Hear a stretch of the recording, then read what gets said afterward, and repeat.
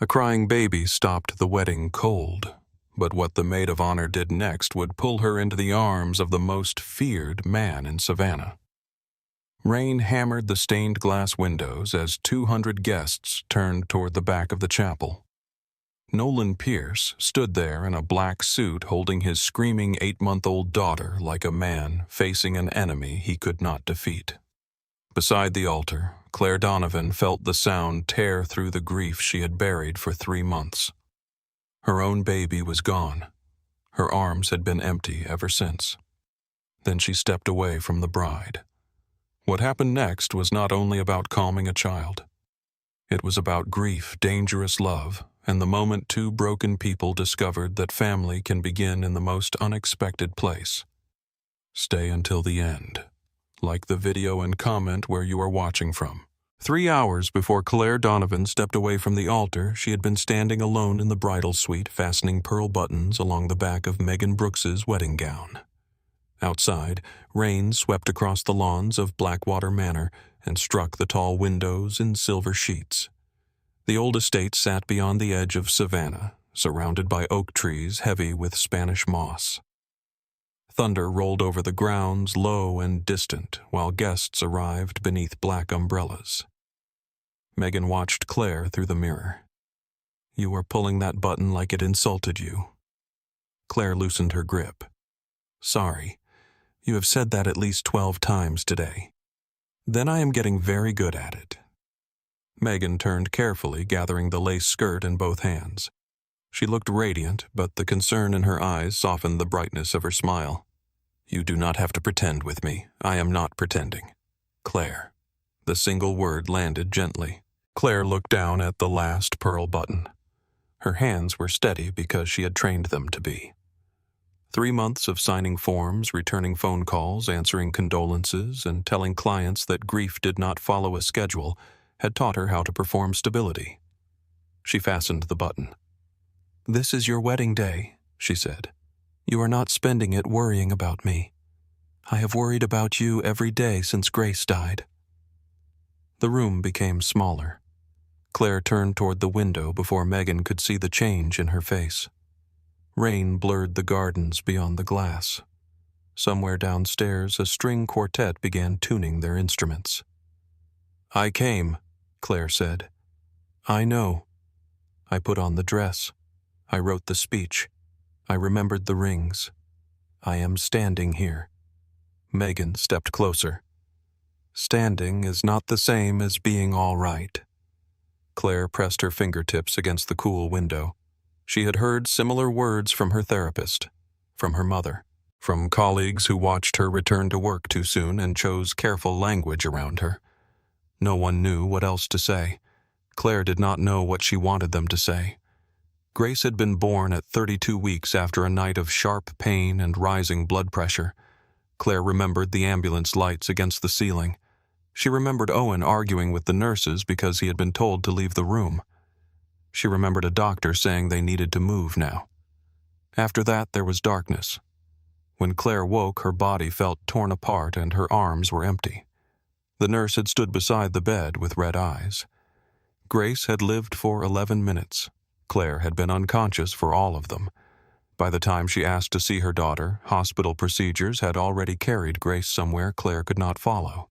She had never felt the weight of her child, never touched her face, never said goodbye. Megan placed a hand on Claire's shoulder. "You can still leave." Claire looked back at her. "And miss your wedding?" "You have already done more than enough." "No." The answer came too quickly. Claire softened her voice. "No. I need to be here." Megan studied her for another moment, then nodded. "All right. But you stay close to me. I am your maid of honor. That is generally how it works."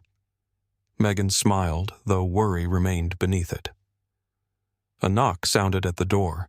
Daniel's mother entered with a wedding coordinator and announced that the chapel was ready. The next 20 minutes passed in fragments. Flowers were adjusted. Veils were lifted. Someone found the missing bouquet. The bridesmaids lined up in the corridor while the wedding march began. Claire stood nearest the chapel doors. For one dangerous second, the music became the soft melody she had chosen for Grace's nursery. Her breathing stopped. Then Megan touched her hand. Claire looked at her best friend. Megan did not ask whether she was all right. She simply held on until Claire could breathe again. The doors opened.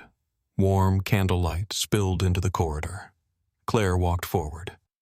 The chapel was filled with white roses, dark wood, and faces turned toward the bridal party. The Brooks family had invited nearly 200 guests: business owners, attorneys, politicians, old Savannah families, and men whose names rarely appeared in newspapers, even when their influence shaped the stories. Claire recognized some of them from the rehearsal dinner. Others had been introduced only by first name. One man near the side aisle had drawn silence when he entered. Nolan Pierce. Claire had heard the name before. Everyone in Savannah had. He owned freight companies, waterfront property, private security firms, and enough warehouses near the port to make city officials return his calls immediately. Rumors followed him more faithfully than employees. Illegal shipping, protection money, disappearances. Nothing had ever been proved. Nolan sat alone near the rear of the chapel, dressed in black, his attention fixed on the infant carrier beside him. Claire noticed the baby only because Nolan looked at her more often than he looked at the ceremony. Then the doors opened again, and Megan appeared. Daniel's expression changed the instant he saw his bride. Claire watched him smile, and pain tightened beneath her ribs. She was happy for them. That was what made it hurt. The officiant began speaking. Rain struck the stained glass. Megan and Daniel exchanged vows. Claire held the bouquet and concentrated on remaining present. Then a baby began to cry. At first, the sound was small, a restless whimper from the back of the chapel. Nolan immediately lifted the infant from the carrier. A woman in a gray uniform leaned toward him, reaching for a bottle. The crying became sharper. Guests shifted in their seats. Nolan stood and moved toward the side entrance, but thunder cracked above the roof. The baby screamed. The sound tore through Claire's careful control. Every muscle in her body locked. She did not see the chapel. She saw white hospital walls. She smelled antiseptic. She heard a monitor slowing somewhere beyond a closed door. The baby screamed again, a desperate sound that seemed to come from a place deeper than hunger. Claire's chest ached. Her body remembered what her mind had spent 3 months trying to forget. Megan glanced over her shoulder. Their eyes met. Claire stepped away from the altar. The movement sent a whisper through the chapel. She barely heard it. Nolan was standing beneath the archway near the side entrance. The nanny held the baby, now trying the bottle again. The infant turned her head away and cried harder. "Please," the nanny whispered. "Just take a little." Nolan ran a hand over his face. "What does she need?" "I do not know, Mr. Pierce." His expression frightened the woman, though Claire saw what lived beneath it. Not anger. Fear. Nolan Pierce looked like a man who could command a room with a glance, yet his daughter's tears had reduced him to helplessness. Claire stopped in front of them. "Let me hold her." The nanny stared. Nolan's gaze moved over Claire's green dress. The bouquet still in her hand, the tears she had not realized were gathering in her eyes. "You are part of the wedding." "I am." "Then go back." The baby's body arched in the nanny's arms. Claire placed the bouquet on a nearby table. "I know that cry." Nolan's eyes sharpened. How Claire looked at the infant. She had thick dark hair damp against her forehead. Her face was red from effort. Her small hands were closed so tightly that her fingernails pressed into her palms. Claire held out her arms. "May I?" The nanny looked at Nolan. For a moment he did not move. Then the baby released another broken scream. Nolan nodded once. The nanny passed the infant to Claire. "She does not like strangers." The baby immediately cried against Claire's shoulder. Nolan's mouth tightened. "I told you." Claire did not respond. She carried the child into the alcove beside the chapel where a narrow bench sat beneath a carved wooden cross. The music continued beyond the wall. The wedding had resumed. Claire sat and placed the infant upright against her chest. "It is all right," she whispered. The baby shook with each cry. Claire did not bounce her. She did not offer the bottle. She simply held her close, one hand supporting the base of her head, the other resting between her shoulder blades. "You do not have to stop." "Yet," Claire murmured. "I know you are tired." Nolan stood at the entrance to the alcove. The nanny remained behind him. "She has been doing this for weeks," Nolan said. Claire looked up. "How much does she eat?" "Not enough." "How much?" The nanny answered. "Sometimes 4 ounces in an entire day. 5 on a good day." Claire's stomach tightened. "How old is she?" 8 months, Nolan said. The infant turned her face toward Claire's chest, searching. Claire felt the movement. Then came the familiar ache beneath her dress. Her milk had never completely stopped. The doctors told her it would fade. Her body, they explained, needed time to understand there was no child to feed. Claire looked at Nolan. "What is her name?" "Ivy." "Ivy is hungry. She refuses everything." "She is not refusing everything." Nolan followed Claire's gaze. Understanding crossed his face slowly. "No." The word came out quiet, uncertain. Claire's heart pounded. She knew how strange it was. She knew what questions should be asked first. Medication, medical history, consent, feeding safety. She also knew the child in her arms had eaten almost nothing. "I am still producing milk," Claire said. "My daughter died 3 months ago." The nanny looked away. Nolan remained completely still. Claire continued. "I am not asking you to make a decision for the rest of her life. I am asking whether you want her to keep screaming when there may be something she will accept." Nolan looked at Ivy. His jaw worked. "Is it safe I take no medication? I have no known infections. But she should still be evaluated by a doctor, and so should I. That is not an answer. It is the most honest one I have." Ivy's cry broke again. Claire closed her eyes for 1 second. When she opened them, Nolan was watching his daughter. "Do it," he said. The nanny left the alcove to give them privacy. Nolan turned toward the chapel entrance but did not walk away. Claire opened the hidden nursing panel in the front of her dress. Her hands trembled. Not because Nolan was present, because Grace had never been. Claire guided Ivy carefully. The infant searched frantically, then latched. The crying stopped. Silence filled the alcove. Ivy's body softened against Claire. Her fists opened. Her eyelids fluttered. Claire felt the pull, then the rush of milk her body had saved for someone who could no longer receive it. A sound escaped her. Not quite a sob. Nolan turned back. Claire expected discomfort or judgment. Instead, he was staring at his daughter as though he had just watched someone return her to him. "She is eating," he whispered. Claire nodded. Tears moved down her cheeks. Nolan lowered himself onto the far end of the bench. For several minutes, neither spoke. The chapel applauded as Megan and Daniel were declared husband and wife. The sound seemed to belong to another world. Nolan watched Ivy's face. She has not been this quiet since Rachel died. Her mother. "My wife. I am sorry. She died giving birth?" Claire looked down at Ivy. The infant's cheek moved gently with each swallow. "How many caregivers has she had, 6? In 8 months, the first stayed 2 months. The others left sooner." "Why?" "They said Ivy was impossible." Claire's expression hardened. "She is not impossible. You have known her for 10 minutes.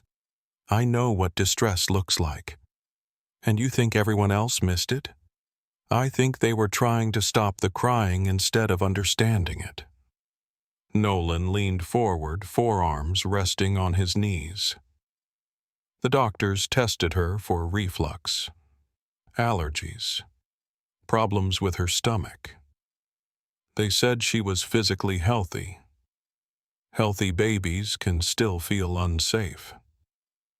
She was a newborn when Rachel died. She knew Rachel before she knew anyone else. Nolan's gaze moved toward her. Claire spoke carefully. She knew her heartbeat, her voice, her movement. Then all of it disappeared.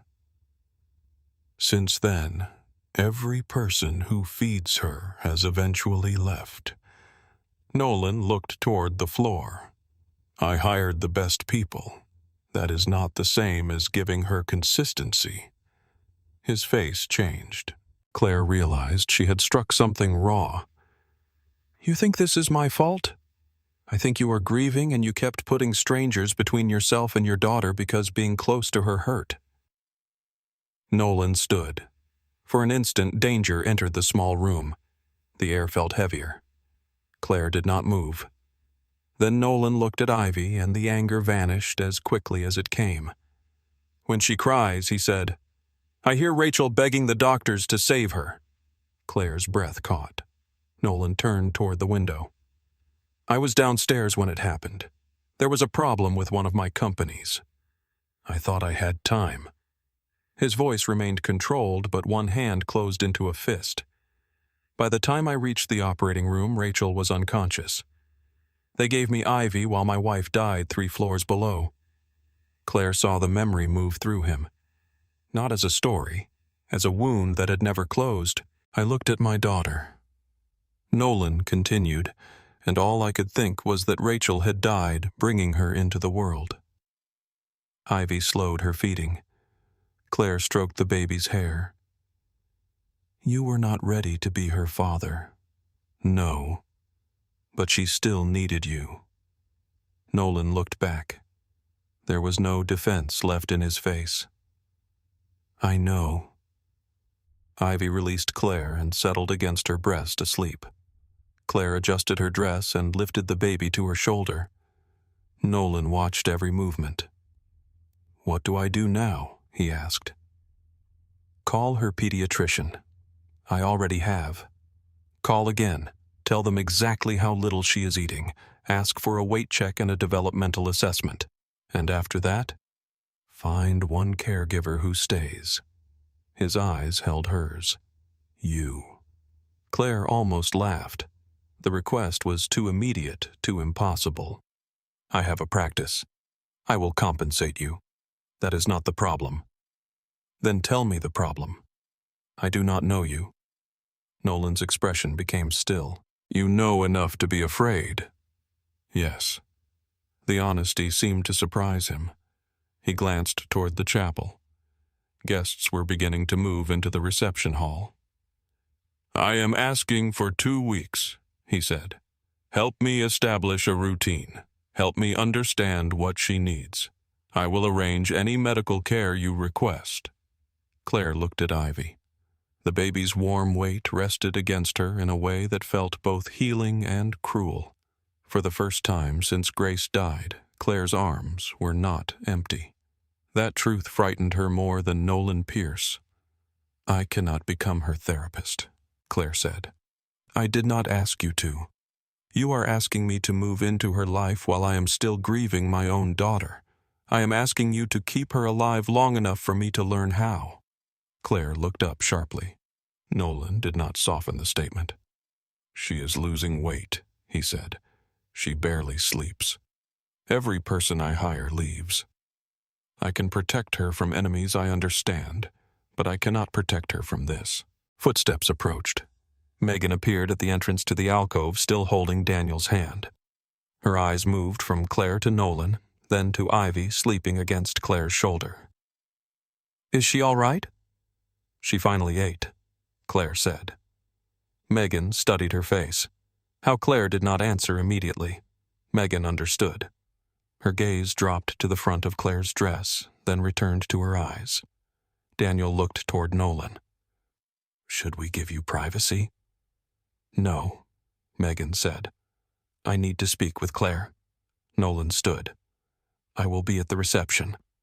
He reached for Ivy, then hesitated when the baby stirred. "Keep her for now," he said to Claire. "She is peaceful."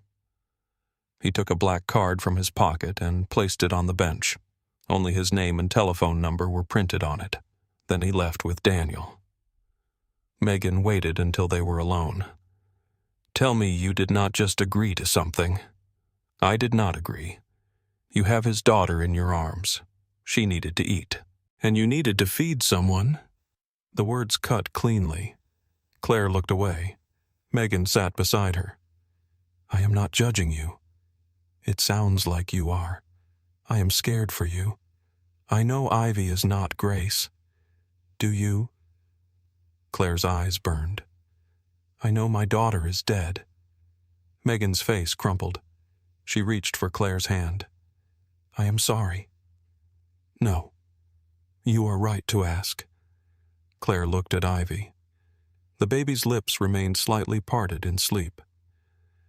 "I heard her crying, and something in me moved before I could stop it." "That does not mean you should move into Nolan Pierce's home. He asked for 2 weeks." Megan stared at her. "You are considering it. I am considering helping an infant who may be failing to thrive. You are considering living with a man Daniel's family is afraid to refuse." Claire glanced toward the reception hall. "Who is he?" "Really?" Megan lowered her voice. "Nolan owns legitimate companies. He also controls people who do not appear on payroll records. Daniel says nothing happens at the port without Nolan knowing. Has he been convicted of anything? No. That does not answer my question. It is the only answer people give about men like him." Claire looked at the black card on the bench. Megan squeezed her hand. "Come home with me tonight. I have my apartment. I do not want you alone. I have been alone for 3 months. That is exactly why I am asking." Claire stayed at the reception until 10. She carried Ivy through conversations, photographs, and speeches. Nolan remained nearby without crowding her. He did not touch Claire. He did not repeat his request. He simply watched his daughter breathe. When Ivy woke and began searching against Claire's chest, Nolan cleared a private room without being asked. After the feeding, he took Ivy and held her carefully. She fussed but did not scream. Claire showed him how to position her upright against his heartbeat. "Do not move so quickly," she said. "Let her learn your rhythm." Nolan sat in a chair and forced himself to remain still. Ivy's hand closed around his shirt. His entire face changed. Claire left before she could watch longer. At home, the silence of her apartment pressed against her. She removed her shoes beside the door. A box of Grace's belongings remained beneath the console table where the hospital courier had left it. Claire had never opened it. She walked past the closed nursery and entered her bedroom. Her phone vibrated. A message from Nolan appeared.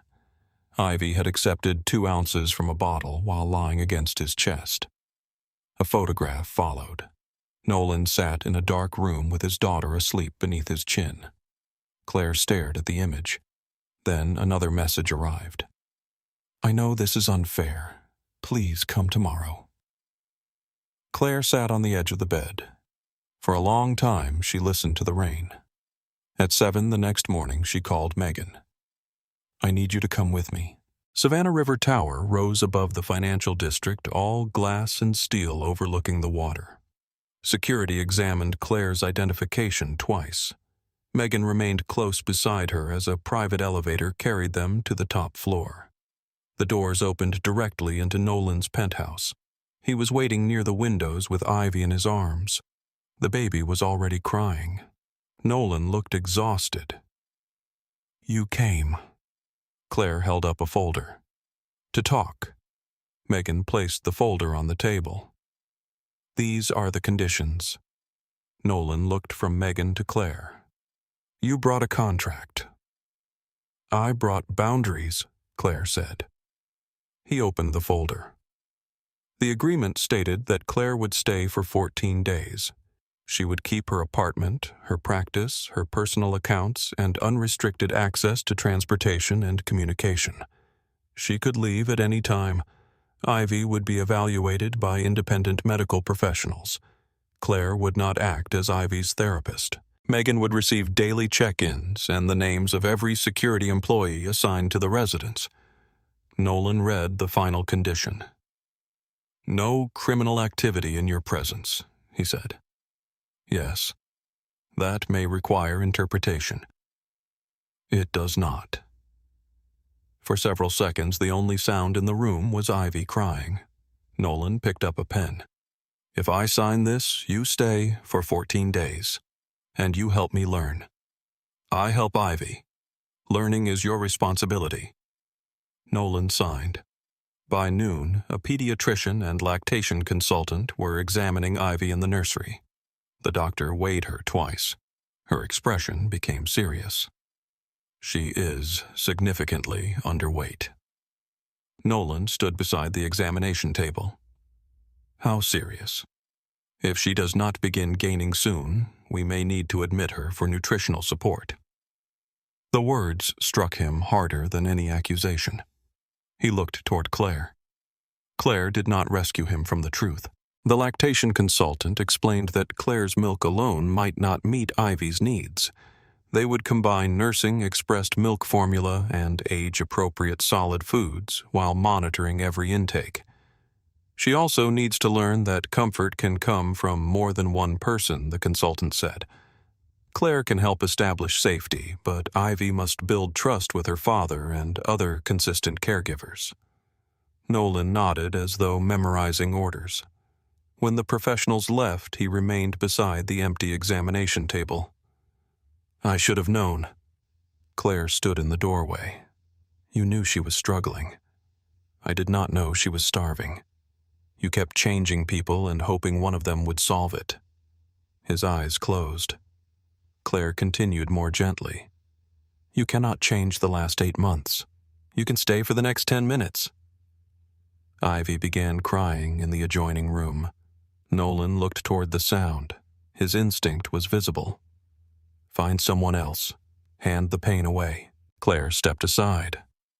Nolan entered the nursery alone. Ivy lay in the crib, face red and wet.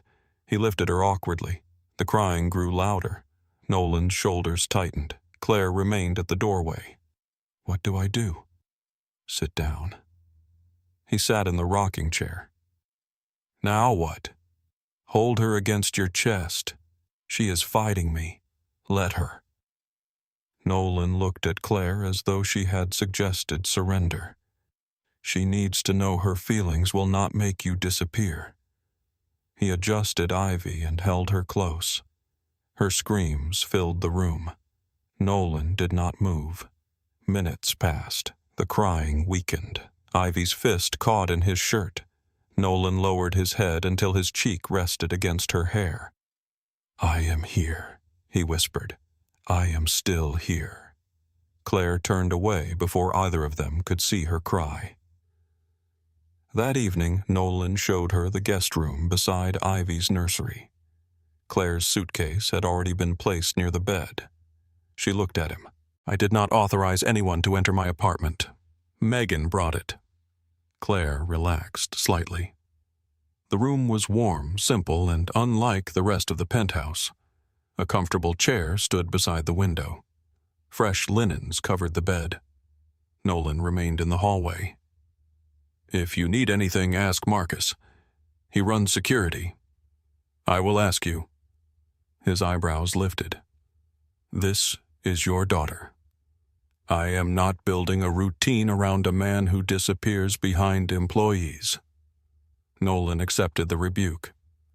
All right. Claire placed a hand on the door. 14 days.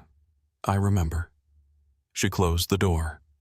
Hours later, Claire woke to Ivy crying through the wall. She reached the hallway at the same moment Nolan opened the nursery door. They stopped inches apart in the darkness. Neither spoke. Ivy cried again. Claire and Nolan entered the nursery together. Ivy lay in the crib beneath the dim amber light kicking against the mattress as she cried. Her face had already turned red. One small fist struck the air as though she were fighting something neither adult could see. Nolan reached for her first. The movement surprised Claire. He lifted Ivy against his chest, but the baby arched away from him and screamed harder. His jaw tightened. Claire saw the familiar panic enter his eyes. She does not want me. She does not know what to expect from you yet. That sounds like a kinder version of the same thing. Claire moved closer, but did not take Ivy from his arms. Sit down. Nolan lowered himself into the rocking chair. Ivy turned her face from side to side, searching. Claire sat on the ottoman in front of them. Put your hand behind her shoulders. Let her feel your whole palm. He adjusted his hold. Like this lower. Nolan moved his hand. Ivy's crying continued. Claire looked at him. Talk to her. I do not know what to say. She does not care about the words. Nolan stared at his daughter. For a moment he looked more frightened than he had when the doctor warned him about hospitalization. Then his voice came quietly. I am sorry. Ivy cried against his chest. I am sorry I kept leaving you with strangers. I thought they knew more than I did. His hand moved slowly over her back. I thought if I paid enough, someone would make everything easier. Claire watched his shoulders loosen. Nolan continued. I did not understand that you were waiting for me. Ivy's cries began to weaken. Her small fingers caught the fabric of his shirt. Nolan stopped rocking. Claire shook her head. Keep going. He resumed the slow movement. Within several minutes, Ivy's face turned toward his chest. Her breathing remained uneven, but she was no longer screaming. Nolan looked at Claire. The relief in his expression was almost painful to witness. Do not celebrate yet, Claire whispered. She can feel you change. His mouth moved slightly. Was that a joke? Barely. It was the first time she had seen him smile.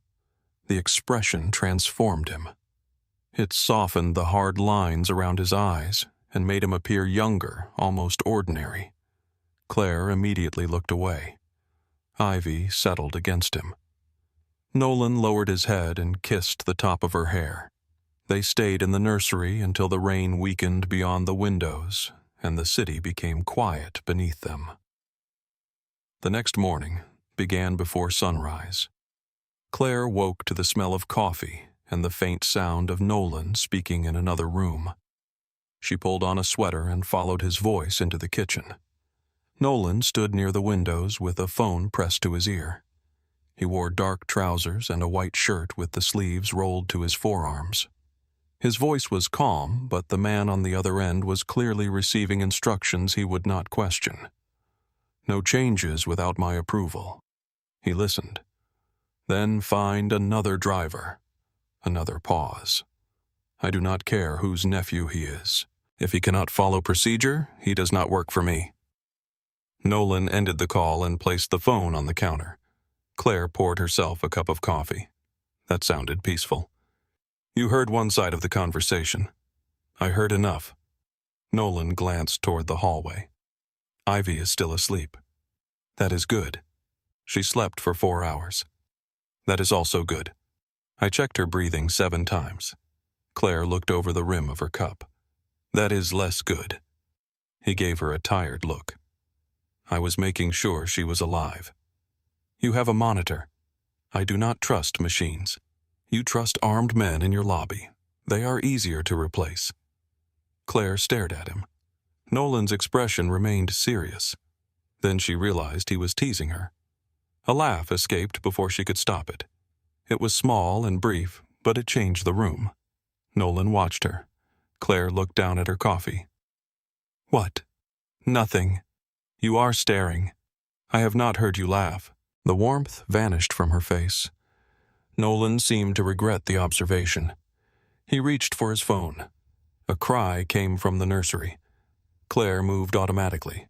Nolan caught her wrist. Not tightly, just enough to stop her. "Let me try first." Claire looked at his hand, then at him. He released her immediately. "Sorry. You do not need permission to care for your daughter. I am learning that." They walked toward the nursery together.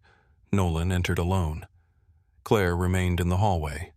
Ivy cried for nearly 6 minutes. Claire heard Nolan speaking softly, repeating the same words he had used during the night.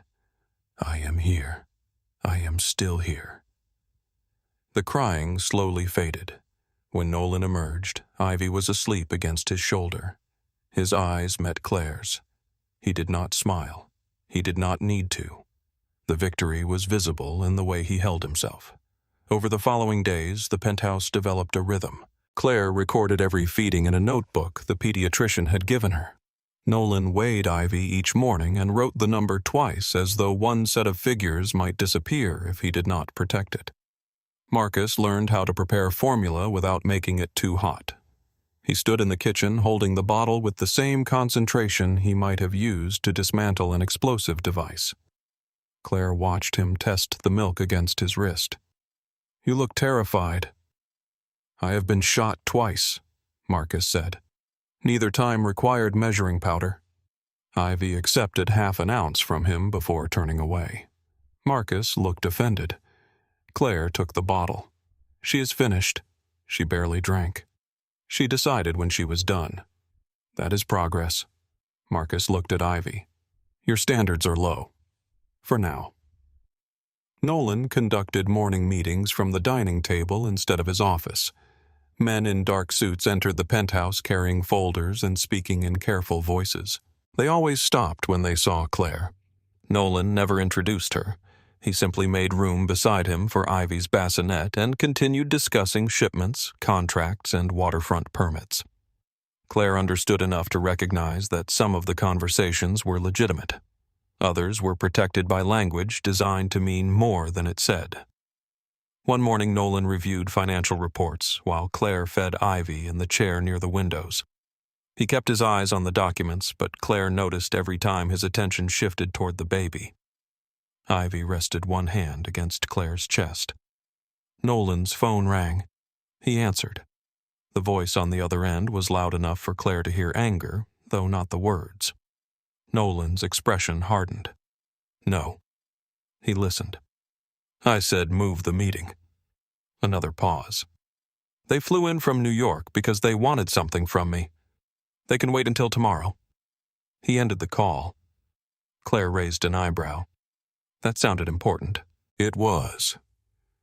"You moved it." "Yes."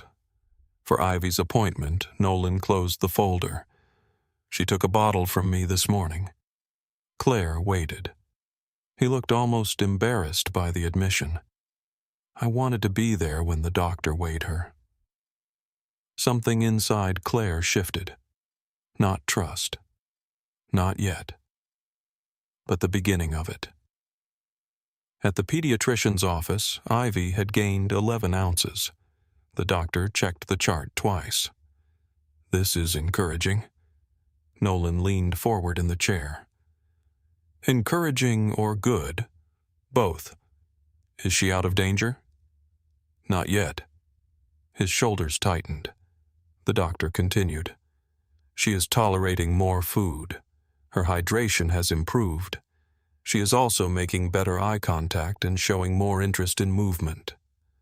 Claire sat beside the examination table while Ivy tried to grab the doctor's stethoscope. "What about her development?" "She is behind, but not severely. We will keep watching her. The most important thing is consistency." The doctor looked between Claire and Nolan. "She needs to learn that safety does not belong to one person. She should be able to receive comfort from her father and from a small number of familiar caregivers." Nolan nodded. Claire saw the meaning settle over him. He did not look threatened by it. He looked determined. That evening, Nolan fed Ivy an entire bottle.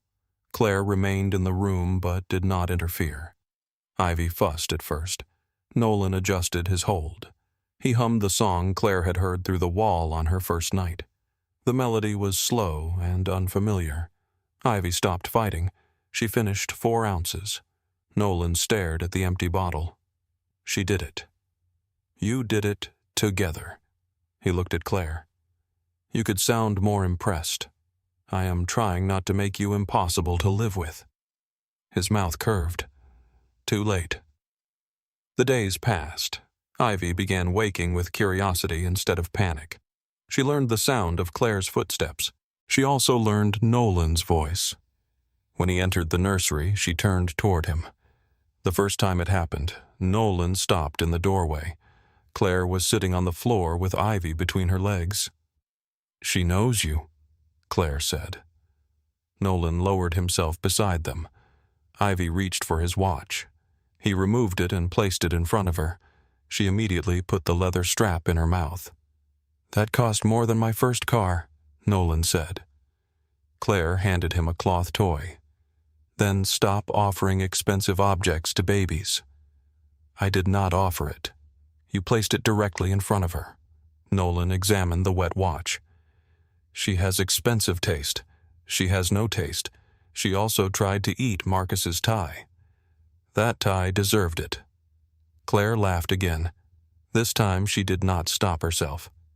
Ivy looked between them and smiled. The expression appeared suddenly. A wide, toothless smile that changed her entire face. Nolan froze. Did she just smile at me? She may have smiled at the watch. She smiled at me.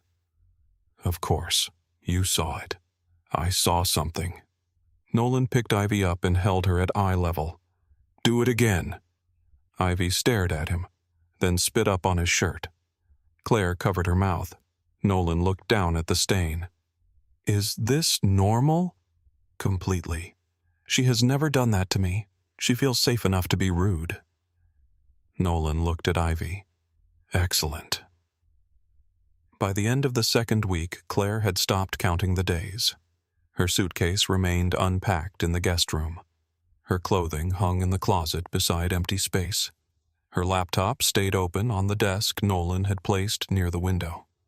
3 afternoons each week she met clients through encrypted video calls. The office was small but private. Nolan had installed soundproof walls after Claire told him that hearing conversations through a closed door could violate confidentiality. He had not argued. One of Claire's clients was a 16-year-old boy named Ethan, whose mother had died after a long illness. During their session, Ethan stared at the floor. My dad packed away all her clothes. How did that feel? Like he wanted her gone. Do you think that was what he wanted? No. What do you think he wanted? Ethan looked toward the screen. To stop seeing her everywhere. Claire thought about Grace's unopened box. She thought about Rachel's absence from Ivy's nursery. Sometimes people hide reminders because love and pain arrive together. Does it work? No. The answer left Claire before she could soften it. Ethan looked at her. Claire continued, It may make the room quieter. It does not make the loss smaller.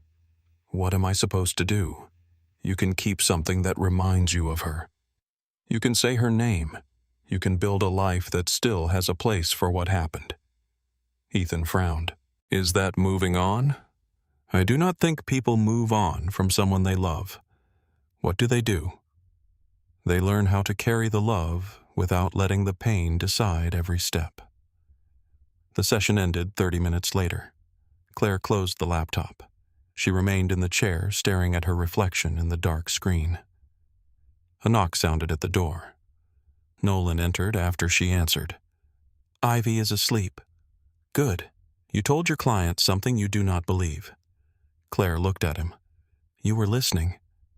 I heard one sentence when I passed the door. The room is supposed to be soundproof. I was standing in the hallway when you raised your voice. I did not raise my voice. You said no very clearly. Claire stood and gathered her notes. Nolan remained near the door.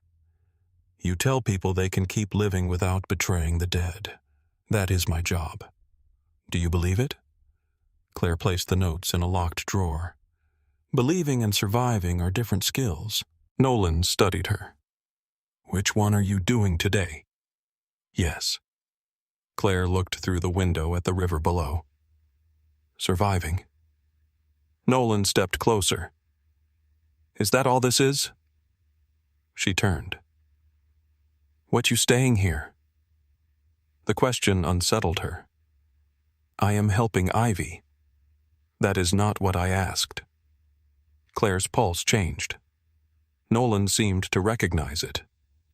He stepped back. I am making dinner. Is that your way of ending difficult conversations? It is my way of avoiding worse ones. He left before she could respond. Dinner became a pattern. Nolan cooked more often than Claire expected. He moved through the kitchen with practiced ease, chopping vegetables and tasting sauces without measuring anything. One evening, the scent of garlic and rosemary filled the penthouse, while Claire sat at the counter with Ivy on her lap. Where did you learn to cook? She asked. My mother. Nolan stirred a pot. She believed every person in the family should know how to feed themselves. That sounds reasonable. She said it was disgraceful for an Italian-American man to survive on restaurant food. Claire smiled. Was she strict? She was terrifying. He said it with affection. Claire bounced Ivy gently. Does she live in Savannah? Nolan stopped stirring. She died when I was 16. I am sorry. Car accident. The kitchen became quiet. Nolan lowered the heat beneath the pot. My father stopped coming home after that. He worked. My brother tried to keep the house together. I learned how to cook because it was the only part of her I could recreate. Claire watched him. What was her name, Lucia? Do you talk about her? Not often. Why Nolan looked toward Ivy. Because remembering someone does not bring them back. No. Claire's voice softened. But silence does not either. Nolan held her gaze. Then he turned off the stove. What was Grace like? The question struck without warning. Claire looked down at Ivy. Nolan did not apologize. He waited. Grace. The name existed in the room between them. Claire had not heard anyone outside Megan say it in weeks. She had dark hair, Claire said. Nolan remained still. The nurses said she had more hair than most premature babies. Claire's fingers tightened around Ivy's small hand. She weighed 4 pounds and 3 ounces. 10 fingers, 10 toes. 1 crease beneath her left eye. Nolan came around the counter and sat beside her. Claire stared at the marble surface. I never saw her alive. His face changed. I woke up after the surgery and they had already moved her. You did not hold her, no. The word broke. Claire swallowed. They said they were trying to protect me. They thought seeing her would make it worse. Nolan's voice was quiet. Did it? Not seeing her is the worst thing that has ever happened to me. Ivy shifted in Claire's lap. Claire looked down. I do not know whether Grace felt me there. I do not know whether she was afraid. I do not know who held her when she died. Nolan reached toward Claire's hand. He stopped before touching her. Claire saw the restraint. She turned her palm upward. Nolan covered it with his. She knew you, he said. You cannot know that. No. His thumb moved once across her knuckles. But Ivy knew safety before she understood your name. Claire's eyes filled. Nolan continued. Grace heard your heartbeat for months. She knew your voice. She knew your body. 11 minutes did not erase that. Claire tried to breathe. The grief rose too quickly. She set Ivy carefully into the nearby bassinet. Then she covered her face. Nolan stood and pulled her against him. Claire resisted for 1 second. Then everything inside her gave way. She pressed her face into his chest and cried. Not quietly, not politely. The sound came from somewhere she had kept locked since the hospital. Nolan held her without speaking. His shirt became damp beneath her cheek. One hand rested between her shoulders. The other remained at the back of her head. Claire clutched the fabric of his shirt. I should have left Owen sooner. Nolan's body became still. He made everything harder. Every appointment became an argument. Every symptom was me being dramatic. I was always apologizing. Her voice shook. The doctor said stress may have contributed. I know that does not mean I caused it, but I keep thinking that if I had been stronger, Grace might have lived. Nolan pulled back enough to look at her. You survived a man who taught you to blame yourself for his behavior. Claire wiped at her face. You do not know him. I know the damage. Nolan's voice carried something dangerous now. Claire heard it. Do not. His expression tightened. Do not what turn Owen into a problem you can solve. Nolan looked away. Claire touched his wrist. I need to know you can hear about what hurt me without deciding it belongs to you. His eyes returned to hers. After a long silence, he nodded. All right. It was not an easy agreement. That made Claire believe it. The next morning, Nolan placed a wooden box on the kitchen table. It was old, dark, and locked with a small brass key. Claire looked at it. What is this, Rachel? Nolan inserted the key. Inside were photographs, letters, hospital bracelets, and several memory cards. He removed a picture of a woman standing beneath an oak tree. Rachel had long, dark hair and a wide smile. She was beautiful, Claire said. She hated that photograph. Why? She said the wind made her look wild. It did. Nolan almost smiled. Claire lifted another photograph. Rachel sat at a piano laughing at someone beyond the frame. What was she like? Nolan leaned against the table, stubborn, intelligent, terrible at pretending to like people. Was your marriage arranged? He looked surprised. Savannah talks. Yes. Nolan sat across from her. Our families wanted the alliance. Rachel and I agreed because refusing would have created problems for people we cared about. Did you love her? I did. He looked toward the box. Not the way people write songs about. But we trusted each other. We became friends. When she became pregnant, I thought we had time to become something more. Claire touched the edge of the photograph. Why did you hide all of this? Every time I saw her face, I remembered the operating room. And Ivy. His jaw tightened. Every time Ivy cried, I heard Rachel dying. Claire placed the photograph down.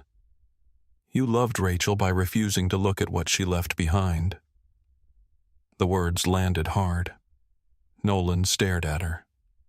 Claire did not soften them. I know grief can make people disappear, but Ivy needed you while you were hiding from her. Nolan looked toward the nursery. I know. Knowing is not enough. No. That evening, Nolan placed Rachel's photograph on the shelf beside Ivy's crib. Claire stood in the doorway. Nolan adjusted the frame until it faced the room. I do not know what to tell her, he said. Start with her name. Nolan looked at the sleeping baby.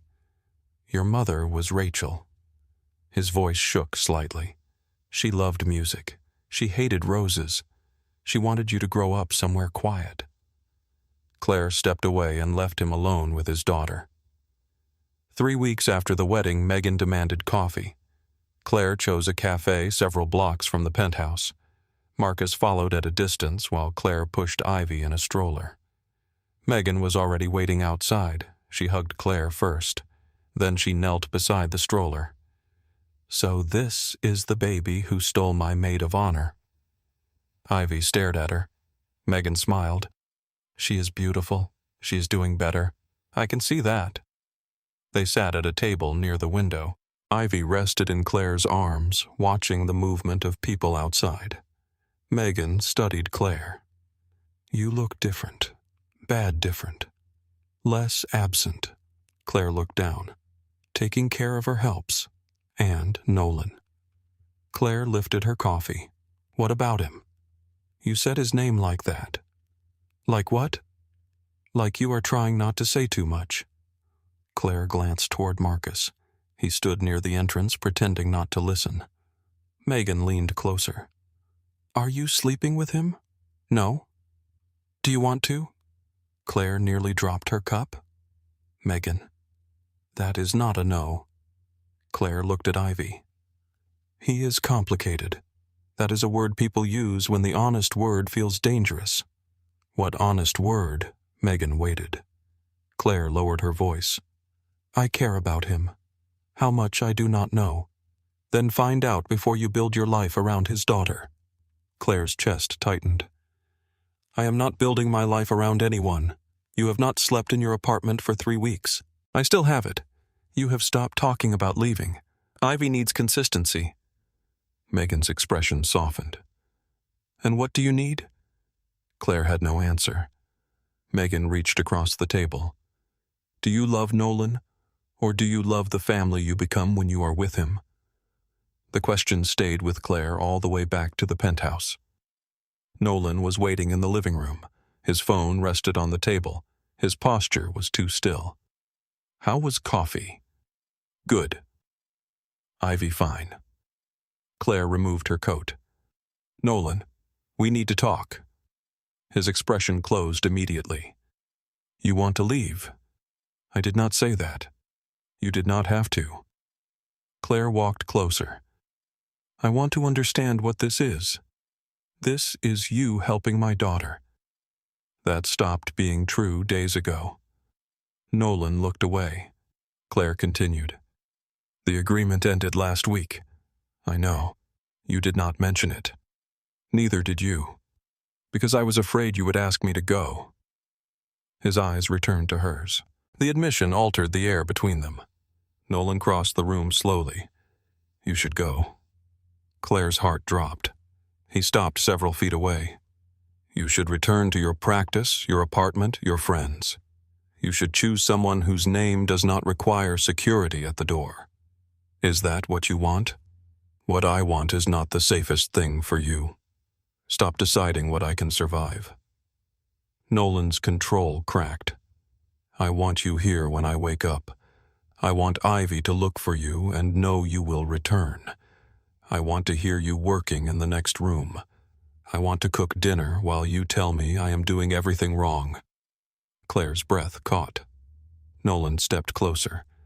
I want things I have no right to ask from a woman who came here because my daughter was starving. Claire looked at him. I did not stay because you paid me. Then why? Because somewhere between her first bottle and your terrible bedtime stories, this stopped feeling temporary. Nolan's hand rose to her face. He gave her time to move away. Claire stayed. His palm settled against her cheek. The kiss began carefully. One breath, one moment of restraint. Then everything they had refused to name broke open. Claire gripped the front of his shirt. Nolan pulled her closer. The kiss carried grief, hunger, fear, and 3 weeks of watching each other become necessary. When they separated, their foreheads remained together. Claire's breathing was uneven. Nolan's hand stayed at the back of her neck. If I stay, she whispered, I stay as your partner. His eyes opened. Not your employee, not Ivy's replacement mother, not someone you send away whenever your life becomes difficult. My life is more than difficult. Then tell me the truth before I choose it. Nolan's expression changed. Before he could answer, the elevator doors opened. Marcus entered the penthouse. Rain darkened the shoulders of his coat. Blood covered one sleeve. Nolan turned. What happened? Marcus looked at Claire, then back at Nolan. One of the waterfront warehouses was hit. Nolan's face became unreadable. How many 3 dead? 2 missing. The room went silent. Nolan stepped away from Claire. The warmth disappeared from his eyes. "Who?" Marcus answered quietly. "Crow." The name settled over the room like smoke. Nolan did not ask Marcus to repeat it. He crossed to the table and reached for his phone. Claire watched the change happen with terrifying speed. The man who had kissed her moments earlier disappeared behind a colder expression, one carved by years of danger and decisions that could not be undone. "Lock the building," Nolan said. "No one leaves without Elias clearing them." Marcus nodded. "The elevators are already restricted. Call the hospital. I want the names of the injured and the families of the dead contacted before sunrise. I have people handling it." I said before sunrise. Marcus took out his phone. Nolan turned toward Claire. The distance in his eyes frightened her more than anger would have. "You and Ivy are leaving." Claire stared at him. "No. This is not a discussion. You do not get to kiss me, call me your partner, and start giving me orders 5 minutes later.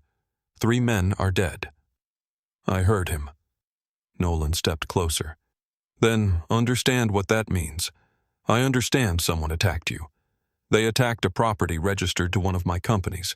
They knew the night shift. They knew where the cameras were. This was not random." Claire felt the cold spread through her chest. "Someone gave them information." "Yes. And you think they know about me?"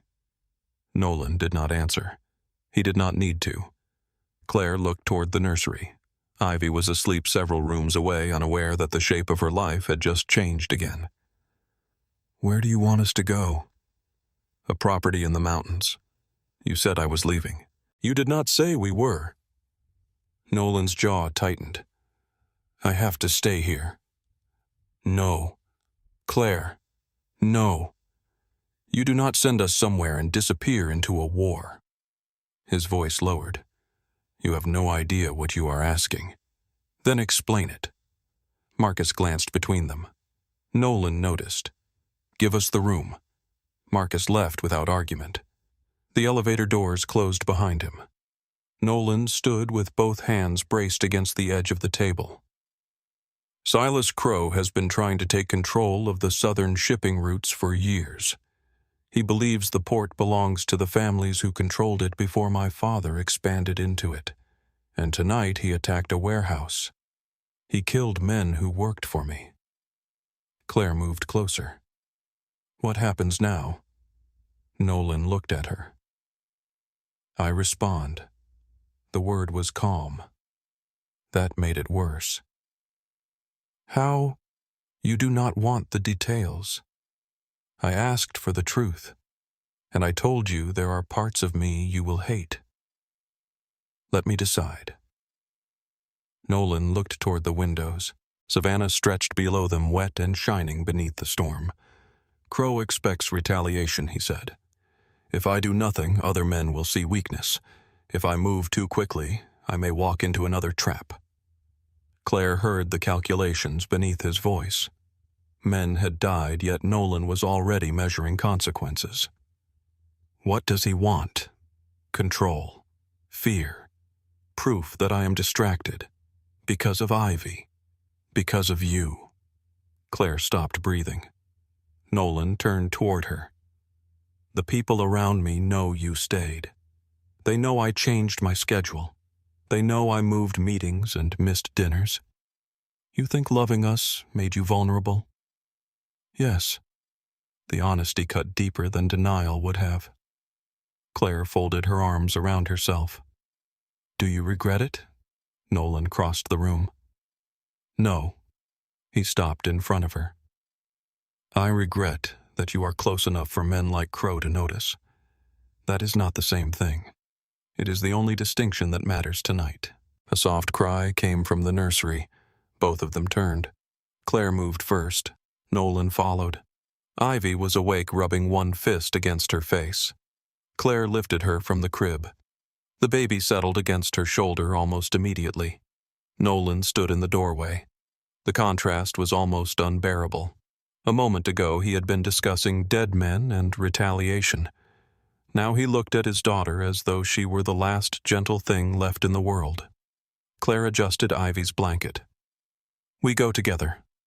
Nolan's expression closed.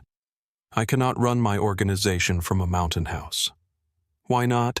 Because my men need to see me. They need to see you alive. They need to know I am willing to stand beside them. Claire stepped toward him. You think leadership means putting yourself where a bullet can find you. I think leadership means not asking men to take risks I avoid, and fatherhood means coming home. Nolan looked at Ivy. The baby reached toward him. He took her from Claire. Ivy placed one hand against his collar. Nolan's face softened for only a second. Then he looked back at Claire. The house has a command room, secure communications. Marcus can move the necessary equipment, then use it. You do not understand what I become when things like this happen. Claire held his gaze. Show me. Silence filled the nursery. Nolan lowered his voice. You may not like the man you see. I already know you are not innocent. That is not the same as watching me make decisions. Then stop protecting me from the cost of choosing you. Nolan stared at her. Ivy shifted in his arms. Finally, he nodded. We leave in 2 hours. The drive north took nearly 5. Marcus drove the lead vehicle. Claire sat in the rear of the second car beside Ivy's seat while Nolan worked from a laptop across from them. His phone rang constantly. He spoke in short sentences. Names, addresses, orders. Claire understood only pieces. A hospital room needed guards. One widow had 2 children. Another man had a mortgage Nolan intended to pay. A missing employee had last been seen near the river. No one was to approach Crow territory without authorization. No retaliation until Nolan gave the word. Each call revealed a different part of the machine beneath his life. Men obeyed him because they feared him. They also depended on him. Ivy slept through most of the journey. When she woke, Nolan closed the laptop without hesitation. He unfastened her from the seat and held her while Claire prepared a bottle. The car moved through dark mountain roads. Rain struck the roof. Nolan fed Ivy with one hand while reading a message on his phone. Claire watched him. You can put that away for 10 minutes. I am waiting for information. You are feeding your daughter. I can do both. Ivy pushed the bottle away. Nolan looked down. Claire raised an eyebrow. He placed the phone face down. Ivy accepted the bottle again. Nolan sighed. She is manipulative. She is 8 months old. She knows exactly what she is doing. Claire leaned back against the seat. She learned from you. For the first time since Marcus entered the penthouse, Nolan smiled. The expression vanished when his phone vibrated again. He let it ring. The mountain house stood beyond a steel gate hidden among tall pines. It was larger than Claire expected, built from gray stone and dark timber. Warm light glowed behind the windows. Security cameras followed the vehicles as they approached. Men emerged from the trees wearing rain gear and carrying rifles. Claire looked at Nolan. You said this was a house. It is. It looks like a military post. It is difficult to separate the two. Inside the rooms were comfortable but spare. A large stone fireplace dominated the living room. Heavy curtains covered reinforced windows. The kitchen was stocked. A nursery had already been prepared upstairs. Claire ran one hand over the rail of the crib. How long have you owned this place? 8 years. How often do you use it? Not often. That is not an answer. Nolan stood beside the door. It was built for emergencies. Claire looked around the room. Extra formula sat on a shelf. Clothes in Ivy's size filled one drawer. Someone had planned for their arrival before they left Savannah. You always prepare for the worst. The worst does not wait for an invitation. Marcus appeared in the hallway. The command room is ready. Nolan looked at Claire. I need to go downstairs. She nodded. How long, I do not know. That answer does not work anymore. His eyes narrowed slightly. Claire continued. Come upstairs for dinner, even if it is late. Nolan glanced at Marcus, then back at her. I will try. No, you will come upstairs. Something passed between them. Not defiance. A negotiation neither had practiced before. Nolan gave one slow nod. I will come upstairs. He left with Marcus. Claire spent the afternoon settling Ivy into the unfamiliar space. She kept the curtains open so the baby could see the trees moving beyond the glass. Ivy pressed both hands against the window and watched rain slide down the pane. Claire placed a blanket on the floor and surrounded her with familiar toys. The routine mattered. The same feeding chair, the same song before sleep, the same cloth rabbit beside the crib. Ivy resisted her afternoon nap, but Claire remained nearby until her breathing slowed. Only then did Claire notice how silent the house was. No city traffic, no elevator doors, no distant horns from the river, just wind moving through branches and the occasional sound of men walking outside. Claire checked her phone. 3 missed calls from Megan. She stepped into the hallway and called back. Megan answered immediately.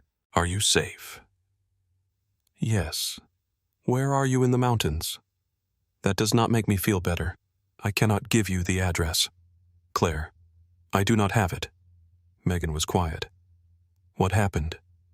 Claire leaned against the wall. One of Nolan's warehouses was attacked. Were people hurt? Yes. How many? Claire closed her eyes. 3 men died. Megan drew a breath. And you stayed. I came with him. That is what I mean. Claire looked through the open nursery door. Ivy slept beneath a pale blanket. I could not leave Ivy. Megan's voice softened. I know, and I could not let Nolan disappear into this alone. Do you hear yourself? Yes. Then tell me you are not romanticizing what he does. I am not. Tell me you understand that being gentle with a baby does not erase everything else. I understand. Do you? Claire looked toward the staircase leading to the command room. I am trying to. Megan was silent for several seconds.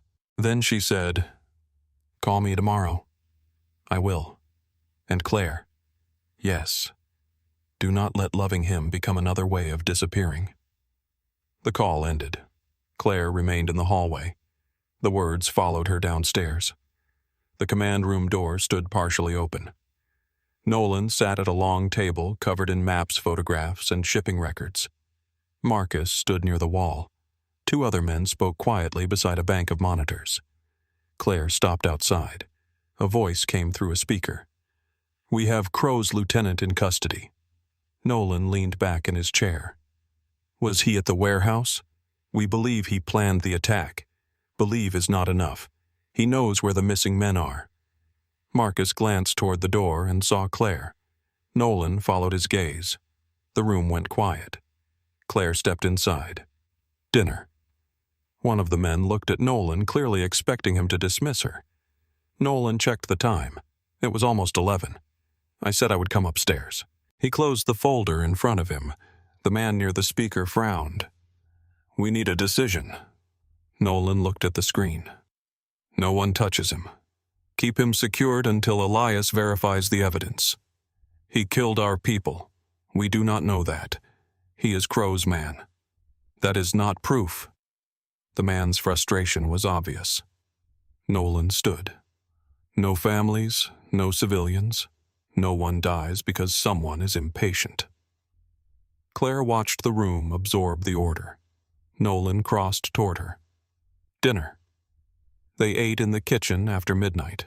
Ivy slept in a portable crib nearby. Nolan barely touched his food. Claire watched him stare at the table. What are you thinking? That I should be downstairs? You have been downstairs for 6 hours. 3 families lost someone tonight. And you sitting beside Ivy for 20 minutes does not betray them. Nolan looked toward the crib. You do not know how this works. No. Explain it. He pushed the plate away. Men follow strength. What does strength look like to them? Control. Certainty. The ability to answer violence. By creating more of it. If I do nothing, Crow takes more. Claire leaned forward. I did not say, do nothing. You want me to call the police? No. Then what I want you to decide whether you are protecting your people or protecting your reputation. His expression sharpened. You think this is pride? I think part of it is. Nolan stood and walked toward the window. The glass reflected the kitchen behind him. Claire remained seated. You told me your father built a world where everyone was disposable, she said. Nolan turned slightly. I have not told you much about my father. You did not need to. His shoulders became rigid. Claire continued. If you answer every death with another death, Ivy grows up learning that love always comes with a body count. Nolan faced her. You think I want that for her? I think fear can turn people into the thing they hate. His voice lowered. You are very comfortable judging decisions you will never have to make. Claire stood. You are right. The admission stopped him. I will never have to lead armed men or decide whether someone lives. But I have made decisions inside fear. I stayed with Owen because I thought leaving would make everything worse. I let him define reality until I stopped trusting myself. She stepped closer. I know what it feels like to call fear responsibility. Nolan looked at her for a long moment. Then the anger left his face. I do not know another way. Claire touched his hand. Then choose one decision differently. Nolan looked toward the staircase. His fingers closed around hers. The next morning brought clearer skies. Claire carried Ivy onto the covered porch. Mist hung between the trees.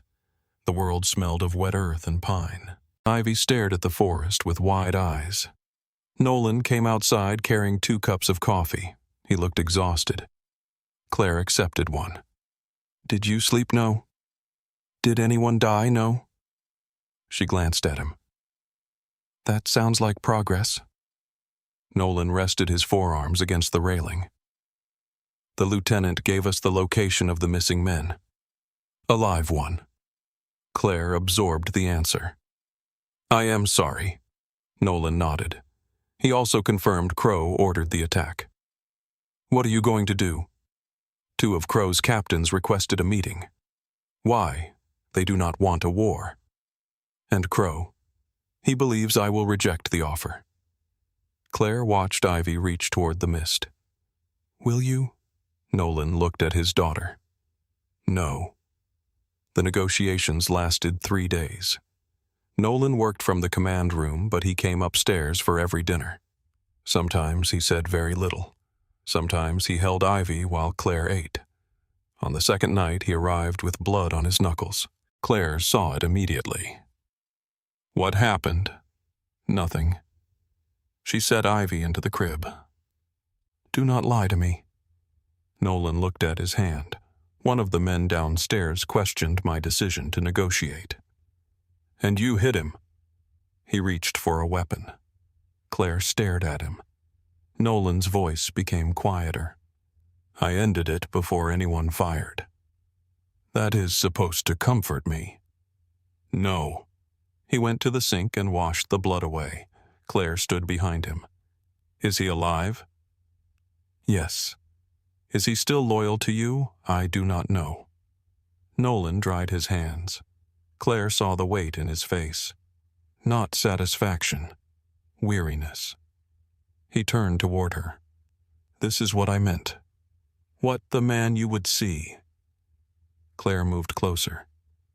I see someone who is tired of becoming violent. That does not make me harmless. I am not asking you to be harmless. What are you asking? To stop pretending you have no choice? Nolan looked at her. Claire placed her palm against his chest. His heartbeat was hard beneath her hand.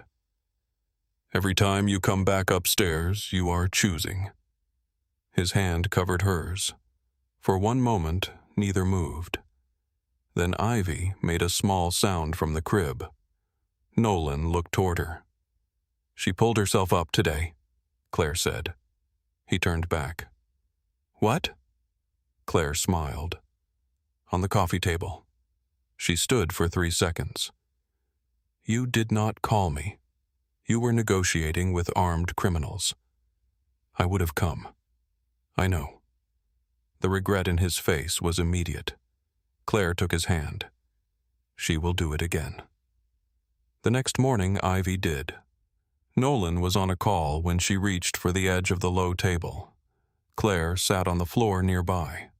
Ivy pushed herself upward. Her knees shook. Nolan stopped speaking. The voice on the phone continued. Nolan lowered the device. "Hold." He knelt beside Ivy.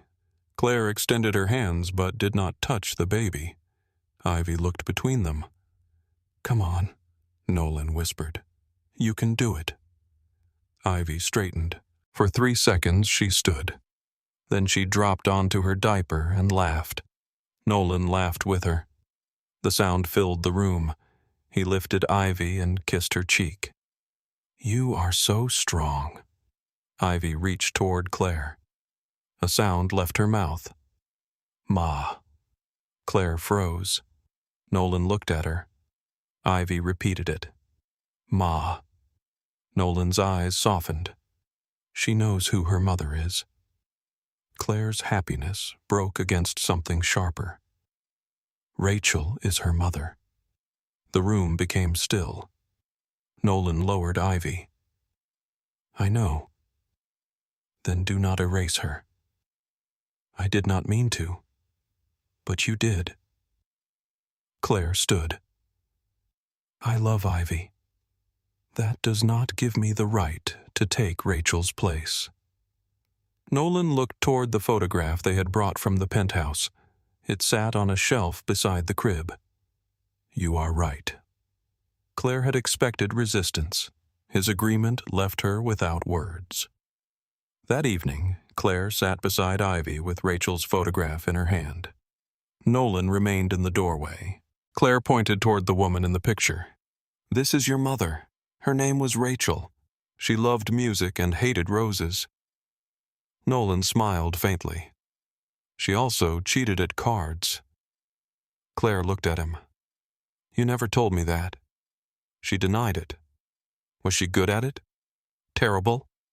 Claire turned the photograph toward Ivy. "Your mother was a terrible card player." Ivy slapped one hand against the glass. Nolan laughed quietly. Then Claire looked at him. "I am not trying to replace her. I know. I need you to know that." Nolan stepped into the room. "I do." He sat beside Claire. "I want Ivy to know Rachel. I also want her to know the woman who taught both of us how to live after losing her." Claire's throat tightened. "What does that make us?" Nolan looked directly at her. "A family." The word remained between them. Claire breathed slowly. "If I stay, I need my work. You will have it. My apartment stays in my name." "Yes." "I make my own decisions." "Yes. You do not send me away without a conversation." Nolan's jaw tightened. "I can promise the conversation. That is not the same thing. It is the most honest promise I can make." Claire studied him, then nodded. "All right." Nolan touched her cheek. "Is that what you want?" Claire looked at Ivy, then back at him. "Yes." He kissed her slowly. There was no desperation this time, only recognition. 3 days later, Nolan signed the settlement. Crow's captains agreed to divide the port routes differently. Nolan surrendered one profitable corridor in exchange for clear boundaries and an end to retaliation. Marcus read the final agreement in silence. When he finished, he looked at Nolan. "Some people will call this weakness." Nolan glanced toward Claire and Ivy near the window. "Then let them." They returned to Savannah the following afternoon. The city looked unchanged from the highway. The river moved beneath the bridges. Ships waited at the port. The penthouse remained exactly as they had left it. Claire placed Rachel's photograph back in Ivy's nursery. Nolan carried their bags inside. For 4 days, life returned to its new rhythm. Then Claire's phone rang at 3:17 in the morning. Megan's name glowed across the screen. Claire answered before the second ring. Megan. Her friend's voice shook. "I received photographs of you." Claire sat upright. Nolan stirred beside her. "What photographs?" "You feeding Ivy. You and Nolan at the mountain house. Pictures taken through the penthouse windows." Claire's skin turned cold. Megan continued. "They say they will send everything to child services unless you leave Nolan within 24 hours. Claire sat motionless in the darkness. Beside her, Nolan opened his eyes. He did not ask what was wrong. He saw it in her face. "Send me the message," Claire told Megan. "Are you sure?" "Yes." "Claire, whoever took these pictures has been watching you for weeks." "I know." Her own voice sounded far away. Megan lowered hers. "There are photographs from inside the penthouse. Not inside the rooms, but close enough that they could see through the windows." Claire looked toward the glass wall across the bedroom. Savannah glittered below them, distant and unaware. The penthouse had always felt protected by height guards, locked elevators, and Nolan's reputation. Now the windows looked exposed. "Send everything," Claire repeated. "Then stay inside your house until I call you." "What about you?" "I am not alone." Megan was quiet. "That is what scares me." The call ended. Claire lowered the phone. Nolan sat upright. "What happened?" She handed him the screen. Megan's forwarded message arrived seconds later. There were 12 photographs. Claire walking Ivy through a park. Claire nursing her in a quiet corner of a cafe. Nolan standing behind Claire at the mountain house with one hand resting against her back. Ivy sleeping between them on the sofa. Claire leaving her therapy office. Megan entering the penthouse. The final photograph had been taken through the nursery window. Claire stood beside Ivy's crib while Nolan wrapped his arms around her from behind. The image should have been private. Instead, it had been reduced to evidence. Nolan examined each photograph without speaking. His stillness became more frightening with every second. Claire opened the attached letter. The message accused Nolan of using a grieving mother as an unpaid caregiver. It claimed Claire had formed an unhealthy attachment to Ivy after the death of Grace. It described the nursing arrangement as exploitation and suggested Ivy was being isolated from independent care. The writer threatened to contact child services, Claire's professional licensing board, and local reporters unless she left Nolan before the following night. Nolan handed the phone back carefully. "Pack a bag." Claire looked at him. "No, you and Ivy are leaving before sunrise. We already had this conversation. That was before someone photographed my daughter through her bedroom window." Claire stood. "And where would we go? Somewhere they do not know. They knew about the mountain house. I have other properties. And how long would we disappear? Until I find them." His voice was low and controlled. Claire recognized the tone. It was the same one he used when speaking to men who obeyed without question. She moved closer. "You are not sending me away. This is not about your independence. It becomes about my independence when you make the decision without me." Nolan got out of bed. He crossed to the windows and pulled the curtains closed.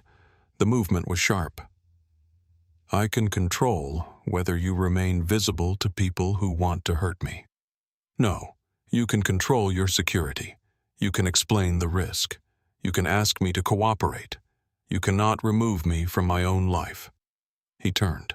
"They threatened to take Ivy. They threatened an investigation. They will manufacture evidence. Then we prepare for it. You think paperwork protects people from men like this? No. I think truth matters when the lie has to survive daylight." Nolan stared at her. Claire continued.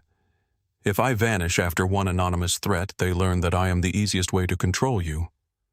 I do not care what they learn. You should, because they will do it again." His jaw tightened. Claire stepped closer until only a few feet separated them. "If I leave now, every enemy you have will know that threatening me moves you. I would rather be controlled than bury you." The words broke through his anger. Claire saw what lived beneath it. Not power, terror. Nolan looked away. "I cannot lose both of you. You will not protect us by treating us like prisoners. I am trying to keep you alive, and I am trying to remain myself." Silence filled the room. Nolan's hands closed into fists. Claire touched his wrist. "Ask me." His eyes returned to hers. "What?" "Ask me what I am willing to do." The request seemed harder for him than any order. Finally, he said, "What are you willing to do?" Claire breathed slowly. "I will follow security procedures. I will stop taking Ivy out without an approved route. I will meet with an attorney. I will document every part of her care. I will suspend in-person sessions until we know how they are watching us." Nolan listened. "But I will not disappear," Claire continued. "And I will not let you use fear to decide my life." He looked toward the closed curtains. When he spoke again, his voice had changed. "What do you need from me?" The question mattered more than an apology. "Honesty," Claire said. "Access to the information that concerns me. No decisions about Ivy or me without a conversation." Nolan nodded once. "All right." A soft cry came through the monitor. Claire turned toward the door. Nolan caught her hand, not to stop her, to hold on. They entered the nursery together.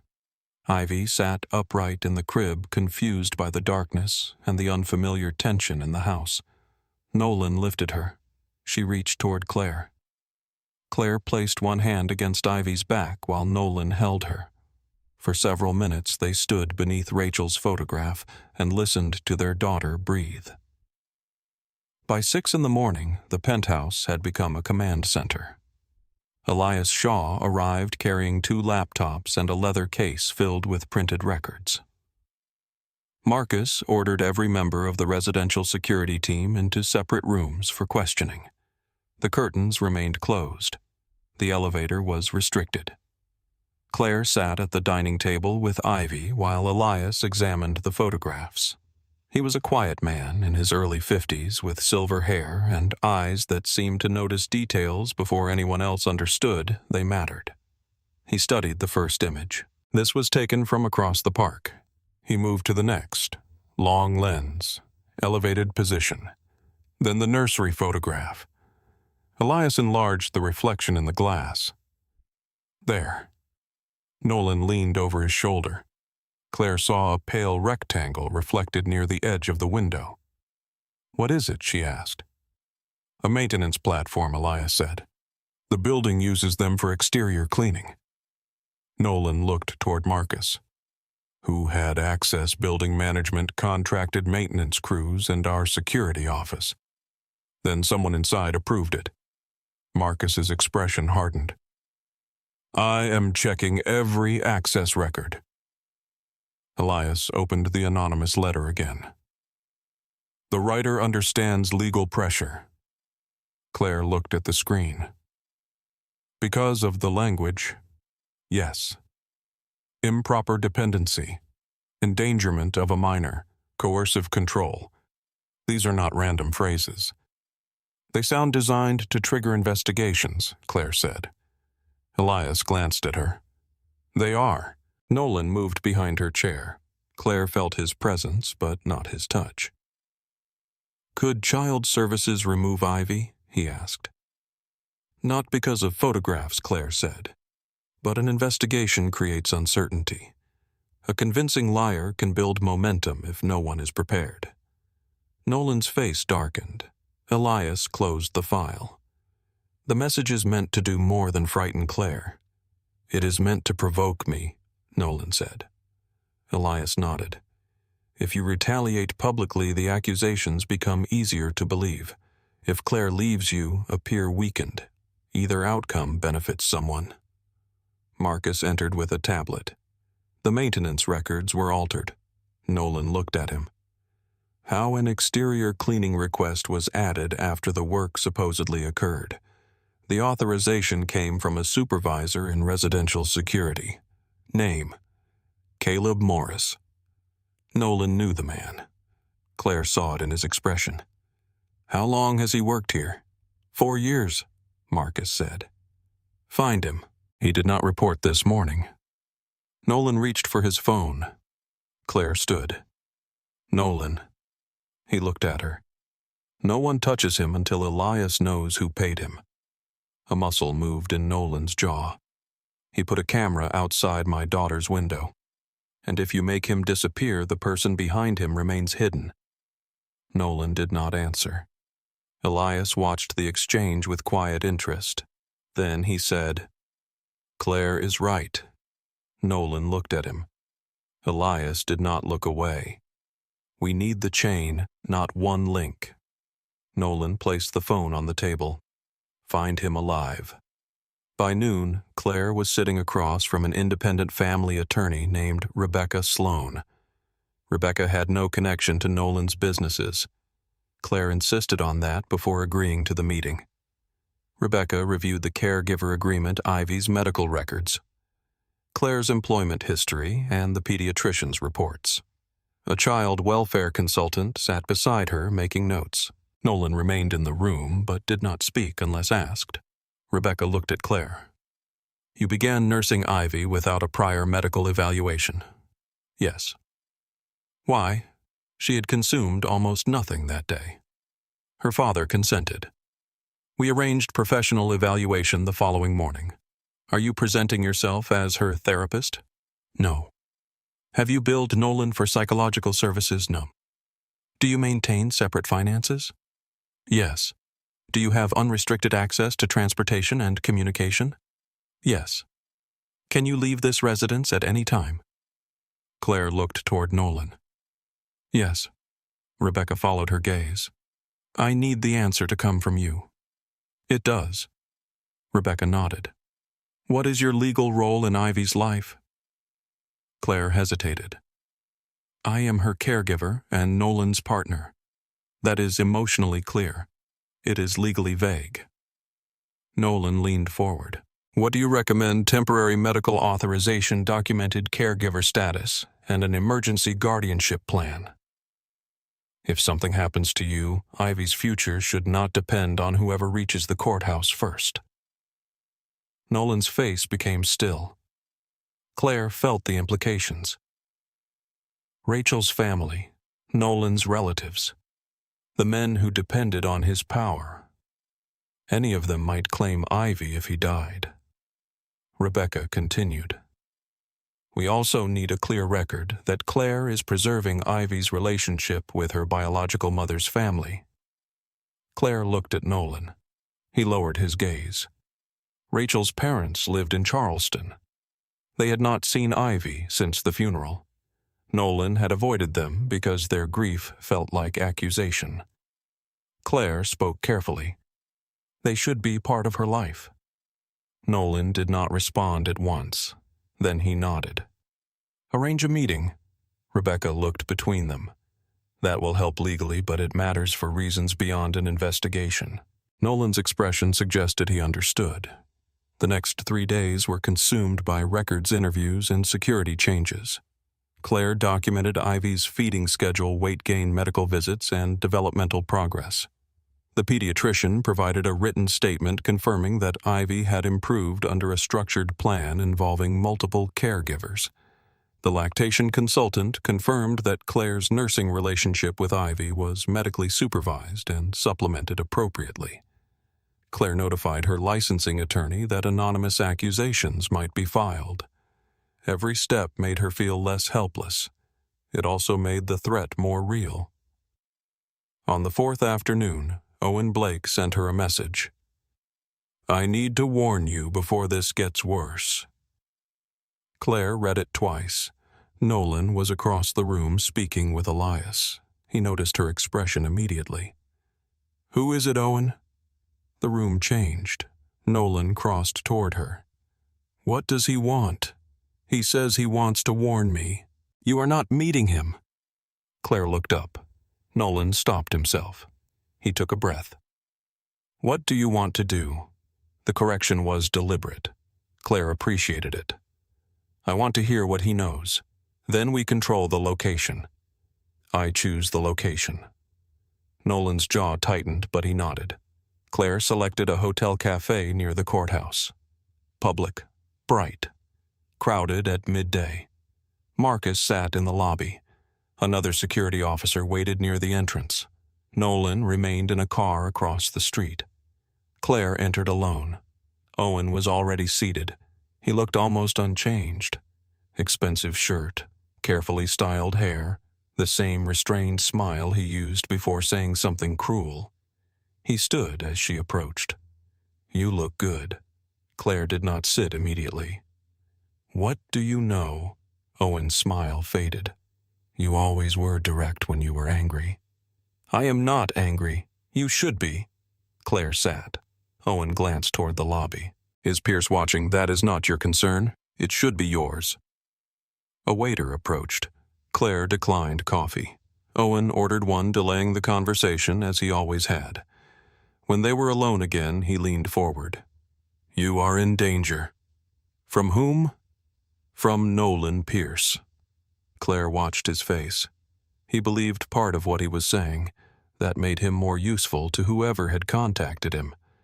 "You sent photographs to Megan." Owen's eyes shifted. "No. You helped someone obtain information about Grace. I was her father. You were absent from every appointment after week 27. His mouth tightened. "That is not what happened." "It is exactly what happened." Owen lowered his voice. "You were unstable after the hospital. I was grieving. You stopped eating. You stopped sleeping. You kept the nursery untouched." Claire felt the old instinct to defend herself. She let it pass. Owen continued. "Then you moved into the home of a criminal and began nursing his child. Do you understand how that looks?" "Who told you?" He looked toward the window. "People are concerned. Which people you think everyone criticizing Nolan is his enemy?" "No. I think the person paying you is..." Owen's face changed. Only slightly. It was enough. Claire leaned back. "How much I do not know what you are talking about. How much did Silas Crow pay you?" Owen's eyes snapped toward hers. The name had been a guess. His reaction confirmed it. Claire's pulse remained steady. "You were always terrible at silence," she said. Owen's voice hardened. "You think Pierce loves you?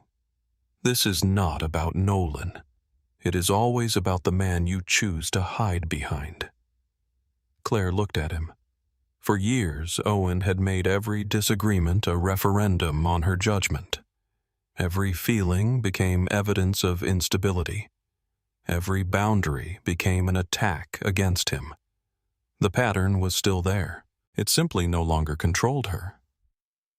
"You told me I was weak when I was pregnant," Claire said. Owen shifted. "You told me every symptom was attention-seeking. You started fights before appointments. You disappeared for days, then blamed me for being anxious. I was under pressure. So was I. You cannot blame me for Grace." "I do not." The answer surprised them both. Claire felt it settle into truth. "I blamed myself because you taught me to carry responsibility for everything you damaged." Owen's expression hardened. "You are still unstable." "No. I am finally looking at you without fear." He leaned forward. "I can tell the licensing board that you became obsessed with replacing Grace.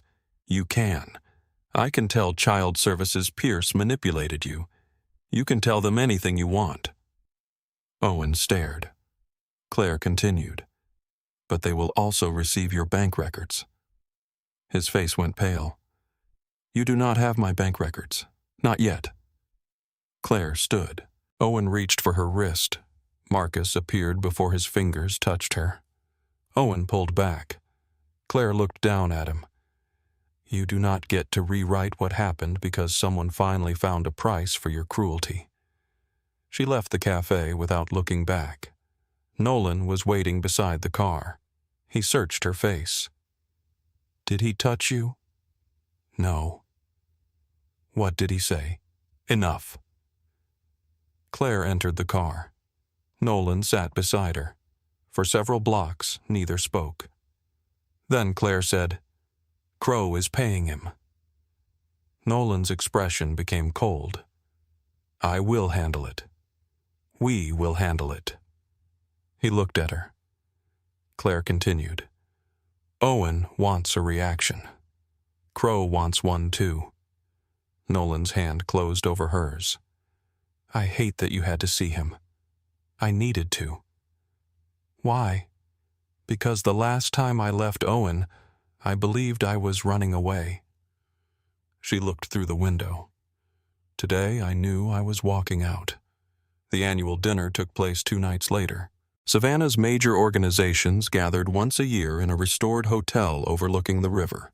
Publicly, it was described as a charitable foundation event. Privately, territories' disputes and alliances were discussed beneath crystal chandeliers. Nolan did not want Claire to attend. He also did not forbid her. That difference mattered. Claire stood before the mirror while Megan fastened the back of a dark blue gown. Megan had come to help, despite Nolan's security team filling the hallway. "You are sure about this?" Megan asked. "No. That is honest." Claire adjusted one earring. "If I stay hidden, Crow controls the story, and if you appear beside Nolan, every dangerous person in that room knows you matter. They already know." Megan met her eyes in the mirror. "You do not have to prove anything.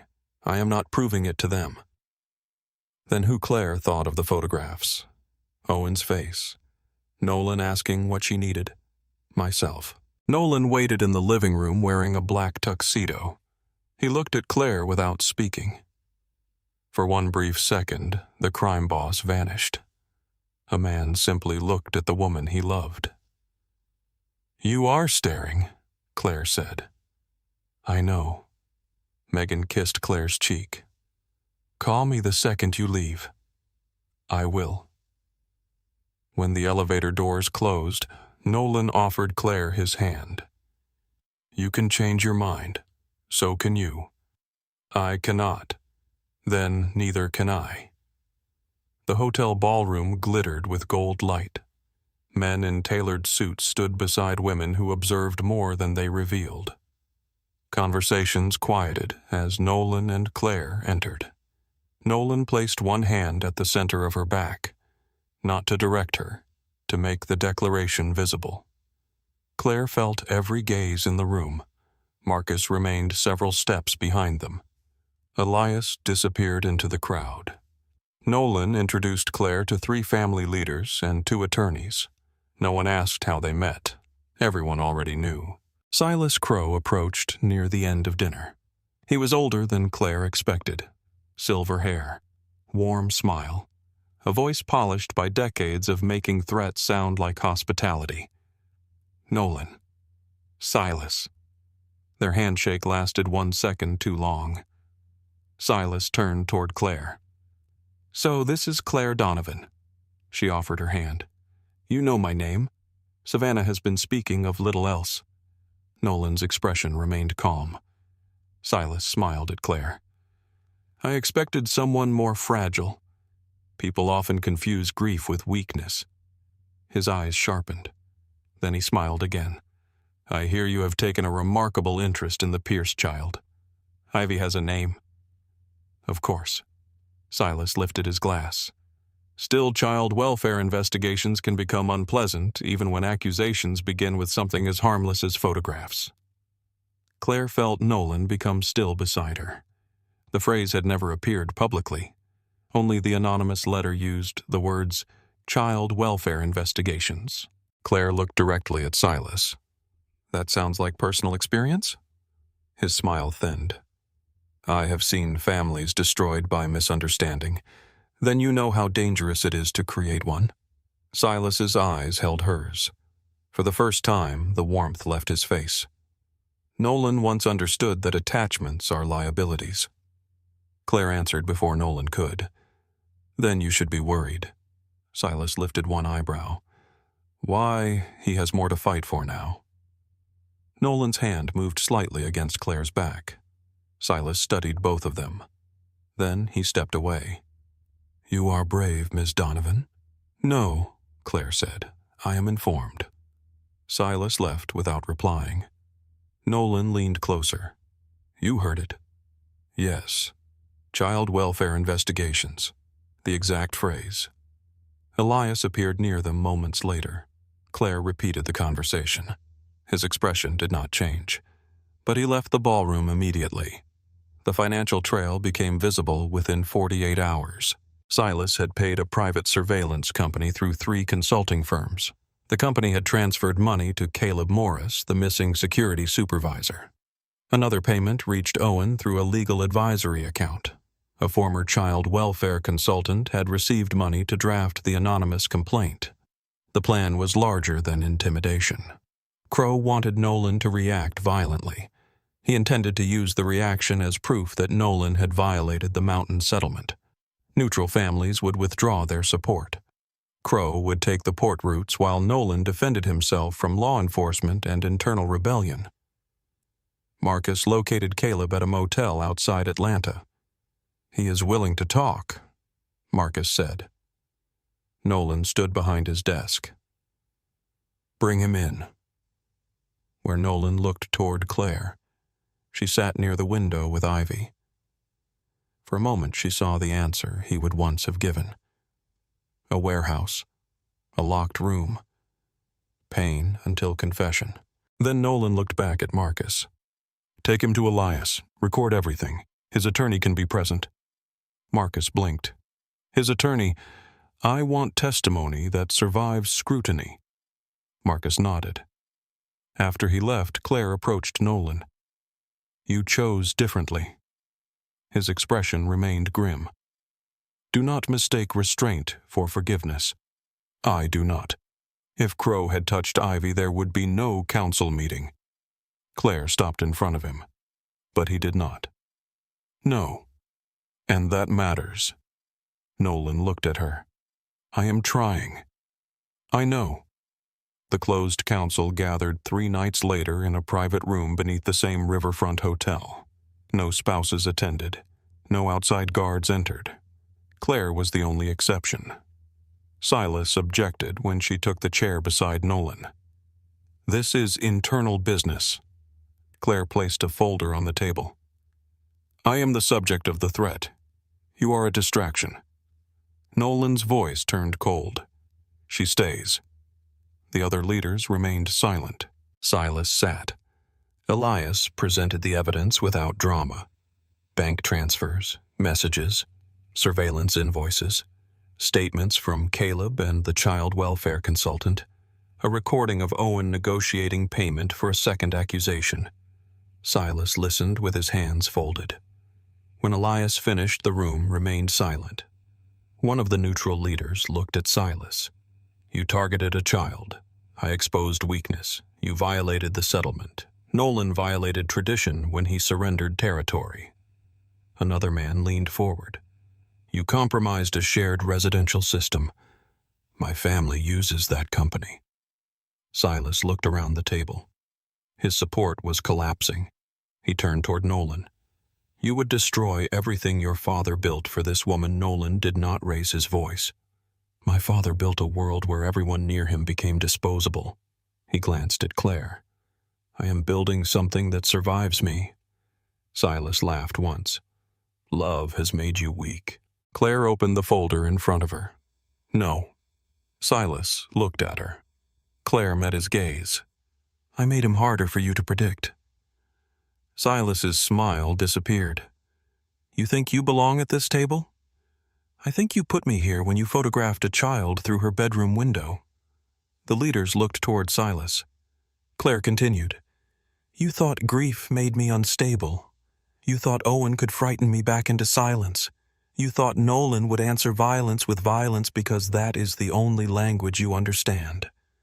Silas leaned back. "And what do you understand?" Claire closed the folder. "That power disappears when people stop believing you control the outcome." No one spoke. The council voted. Silas would surrender 2 shipping routes. He would remove himself from active leadership. His surveillance network would be dismantled. Any future action against Claire Ivy Megan or Rachel's family would be treated as a violation against every organization represented in the room. Silas looked at Nolan. "You should kill me." Nolan's expression remained unreadable. "That is what you prepared for." Silas's face tightened. Nolan stood. "You wanted a war because war was the only place you still mattered." He buttoned his jacket. "I am not giving you one." The meeting ended before midnight. Nolan and Claire returned to the penthouse in silence. Ivy was asleep in the nursery under Marcus's protection. Claire entered first. She touched the baby's back and waited until she felt the steady rise beneath her palm. Nolan remained in the doorway.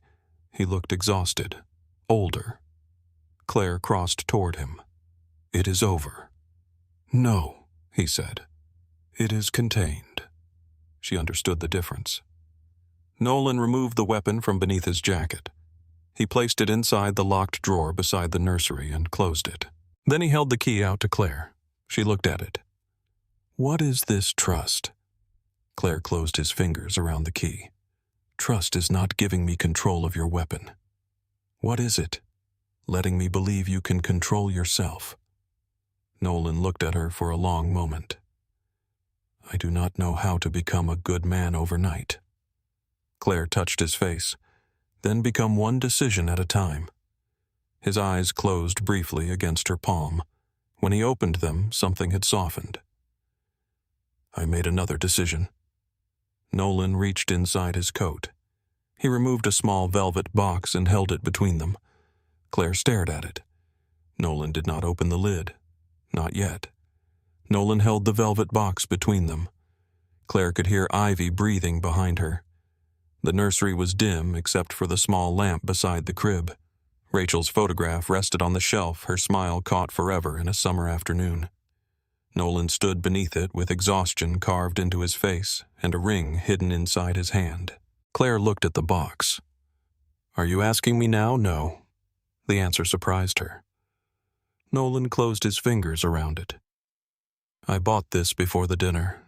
Before you knew how it would end. I knew how I wanted it to end." Claire searched his face. Nolan continued. "I thought if we survived the night, I would ask you to marry me. And now I know fear should not be the reason you say yes." Claire's throat tightened. He placed the box back inside his coat. "I will ask you on a day when no one is threatening to take us apart. A day when you can choose me without a weapon, a council, or a deadline in the room." Claire stepped closer. "You are learning." Slowly, painfully. His mouth curved. "That too." She rested her forehead against his chest. Nolan wrapped his arms around her. For the first time in weeks, there was no phone ringing in the next room. No urgent footsteps.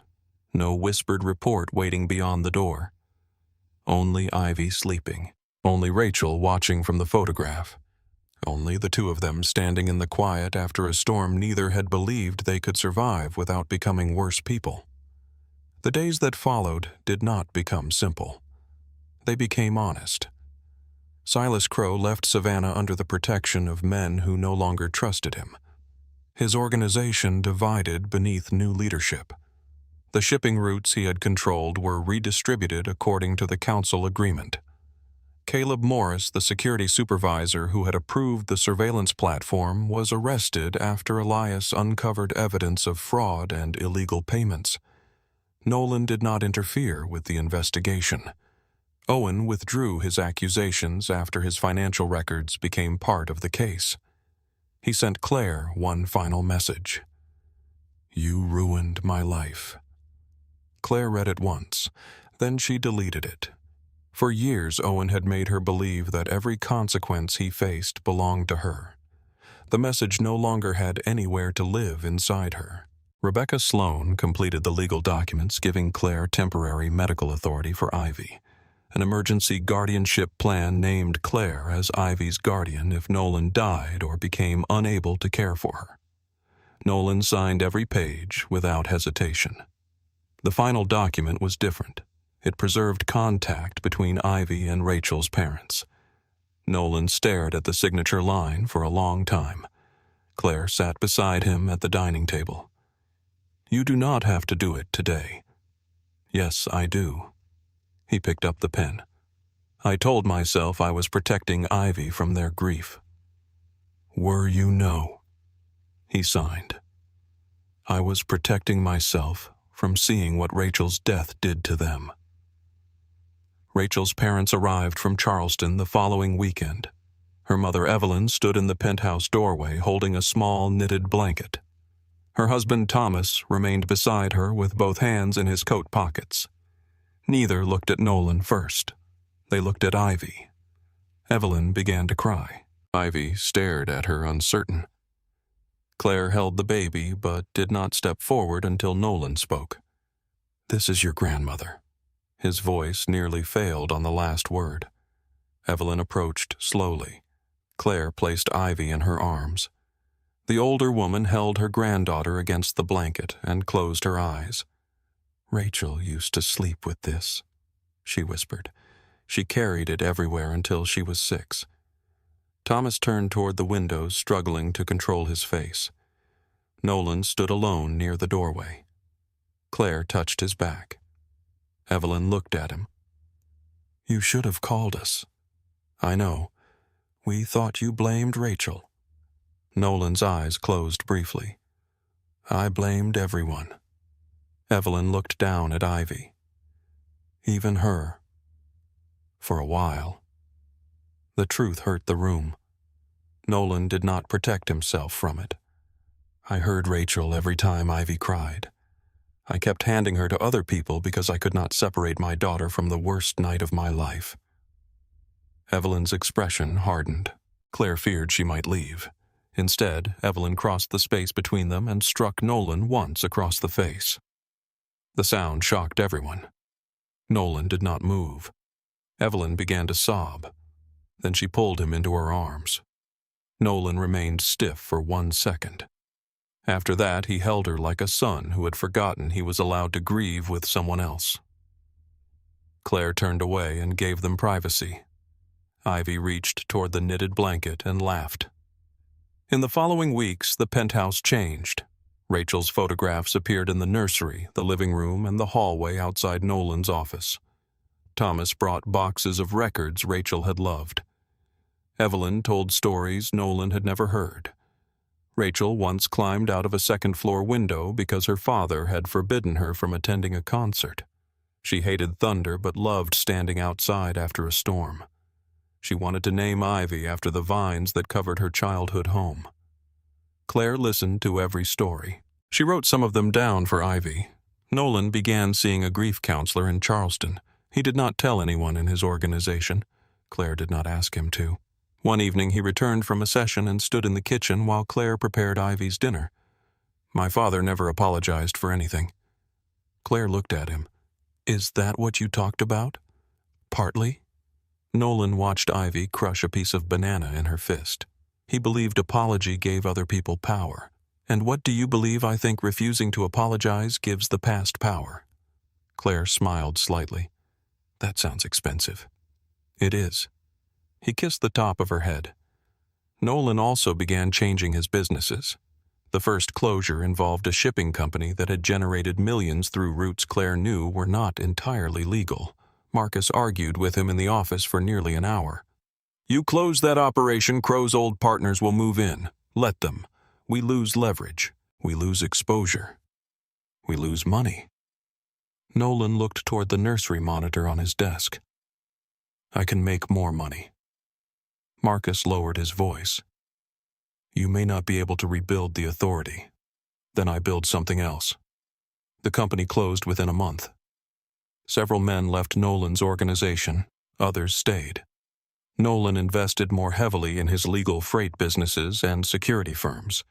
The changes did not erase his past. They did not make him innocent, but they gave Ivy a future that did not depend entirely on fear. Claire returned to her office in the city 3 days each week. The first morning she prepared to leave, Ivy clung to her blouse and began to cry. Claire's body reacted immediately. Her arms tightened. Nolan stood nearby. "You can stay." Claire looked at him. "I know." She held Ivy close until the crying softened. Then she passed the baby to Nolan. "I'm coming back after lunch." Ivy reached toward her.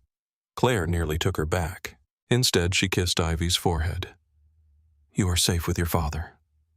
Nolan held the child against his chest. Claire walked to the elevator alone.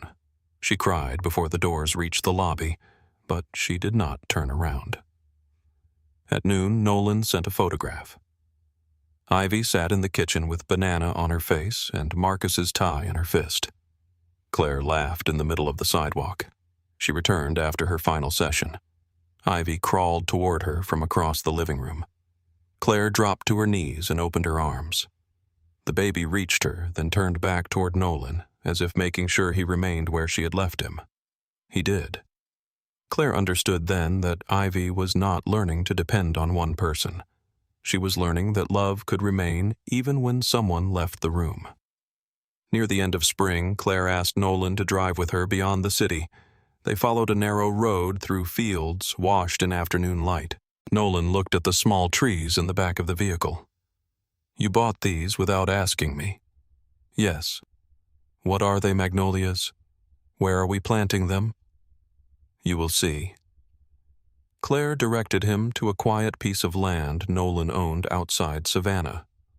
The property had once belonged to his mother. A white house stood empty beyond the trees. Claire chose a clearing near the edge of a pond. Marcus had already arranged for 2 holes to be prepared. Nolan saw the engraved stones beside them. One read Grace Donovan, the other read Rachel Pierce. He stopped walking. Claire took his hand. "I thought Ivy should have somewhere to bring flowers when she is older." Nolan looked at Grace's name. "And you, I need somewhere that does not feel like a hospital." They planted Rachel's tree first. Evelyn and Thomas joined them. Nolan placed the first handful of soil around the roots. Evelyn placed the next. Claire held Ivy while the baby watched. Then they moved to Grace's tree. Claire stood before the empty earth. Her hands began to shake. Nolan did not take the shovel from her. He waited. Claire pressed the blade into the soil. For years, every memory of Grace had ended inside a room where Claire had no control. This moment belonged to her. She covered the roots slowly. When the soil reached the base of the tree, Nolan knelt beside the small stone. "I wish I could have met her." Claire wiped her face. "She would have liked your bedtime stories. They are excellent. They are much too serious. She would have appreciated the structure." Claire laughed through her tears. Ivy reached toward the leaves moving above them. Claire lifted her higher. "This is your sister," she whispered. Her name was Grace.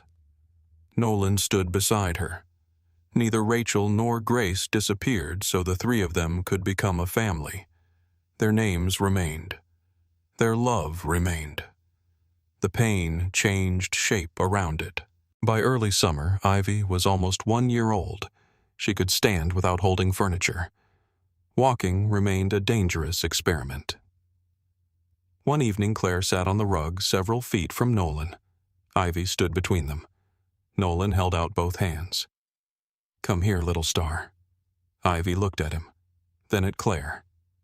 Claire opened her arms. Ivy took one uncertain step. Her knees shook. She took another. Then she fell. Nolan moved forward instinctively. Claire touched his arm. Wait. Ivy sat on the rug and looked at both of them. Her face tightened. Claire expected tears. Instead, Ivy placed her hands on the floor and pushed herself upright. She took 3 more steps. Nolan's eyes filled. Ivy reached him first. He lifted her into the air. "You did it!" Ivy laughed. Then she reached toward Claire. Nolan brought her close enough for Claire to take her. Ivy rested one hand against each of them. Nolan looked at Claire over the baby's head. She is not afraid to fall. She knows someone will still be there. 2 weeks later, Nolan asked Claire to dress for dinner. He gave her no other information. Marcus drove them beyond the city while Ivy sat between Claire and Nolan in the rear of the car. Claire recognized the road before the estate appeared. Blackwater Manor stood beneath a darkening Georgia sky. The same oak trees surrounded the drive. The same stained glass glowed beyond the chapel windows. Claire looked at Nolan. "What are we doing here walking?" Marcus carried Ivy's bag but remained outside. Nolan took the baby into his arms. The chapel was empty. No guests, no flowers, no music. Claire entered slowly. The memory of Ivy's screaming lived inside the walls. She saw herself in the green dress moving away from the altar while 200 people watched. She touched the edge of the bench in the alcove. This is where she stopped crying. Nolan stood behind her. "This is where I stopped believing I could do everything alone." Claire turned. Ivy was holding the velvet box. It was wet at one corner from her mouth. Claire began to laugh. Nolan took the box from her and lowered himself to one knee. The laughter disappeared. He opened it. The ring was simple, old, and beautiful. "My mother wore this." Claire covered her mouth. Nolan looked up at her. "The first time I saw you, you crossed a room filled with people who were afraid of me because my daughter needed someone." His voice remained steady. "You gave Ivy comfort. You gave me truth when everyone else gave me obedience. You taught me that protecting someone is not the same as controlling them." Claire's eyes filled. "I cannot promise you a life without danger. I cannot change every choice that brought me here." He glanced at Ivy. "But I can promise honesty. I can promise that your voice will matter inside every room we share. I can promise to protect your freedom as fiercely as I protect your life." Nolan held out the ring. "Claire Donovan, will you build that life with me?" Claire lowered herself in front of him. She placed one hand against his face. "Yes." Ivy clapped because Claire was smiling. Nolan slipped the ring onto Claire's finger. Then Ivy grabbed Claire's hand and tried to pull it toward her mouth. Nolan laughed. "She approves. She wants the ring." That too. They married at Blackwater Manor 4 months later. The ceremony was small. Megan stood beside Claire as maid of honor. Daniel stood beside Nolan. Marcus carried Ivy down the aisle after she refused to remain in the flower cart. A framed photograph of Rachel rested beside Nolan's family. A single white flower was woven into Claire's bouquet for Grace. When Claire reached the altar, Nolan looked at her with no trace of the man who once believed love could only be used against him. Claire took his hands. "I will not ask you to become someone you are not," she said. "I will ask you to keep choosing the man you want Ivy to know." Nolan's thumb moved across her fingers. "I will not promise to remove every danger from your life," he said. "I will promise never to become one of them." During the reception, music filled the ballroom. Ivy became tired and began to cry. The sound moved through the room. For one brief second, everyone looked toward Claire. The moment echoed the first wedding. Claire remained where she was. Nolan lifted Ivy. He carried her away from the lights and held her against his chest. Then he began singing Rachel's song. Ivy's crying softened. Her head settled beneath his chin. Claire watched from across the room. Nolan no longer needed her to rescue him from fatherhood. Claire no longer needed Ivy's dependence to prove that Grace had made her a mother. They crossed the ballroom toward each other. Later, when the last guests had gone, Claire and Nolan stood on the balcony. Rain covered the gardens in silver. Ivy slept between them, wrapped inside Nolan's jacket. Claire rested her head against his shoulder. "Do you remember what you asked me that first night?" Nolan looked down at her. "How long could you stay?" "You offered me 2 weeks. You stayed longer." Claire watched Ivy breathe. "No," she said quietly. "I came back to life." Nolan kissed her forehead. Behind them, the chapel doors remained open. Beyond the rain, dawn began to rise over Georgia.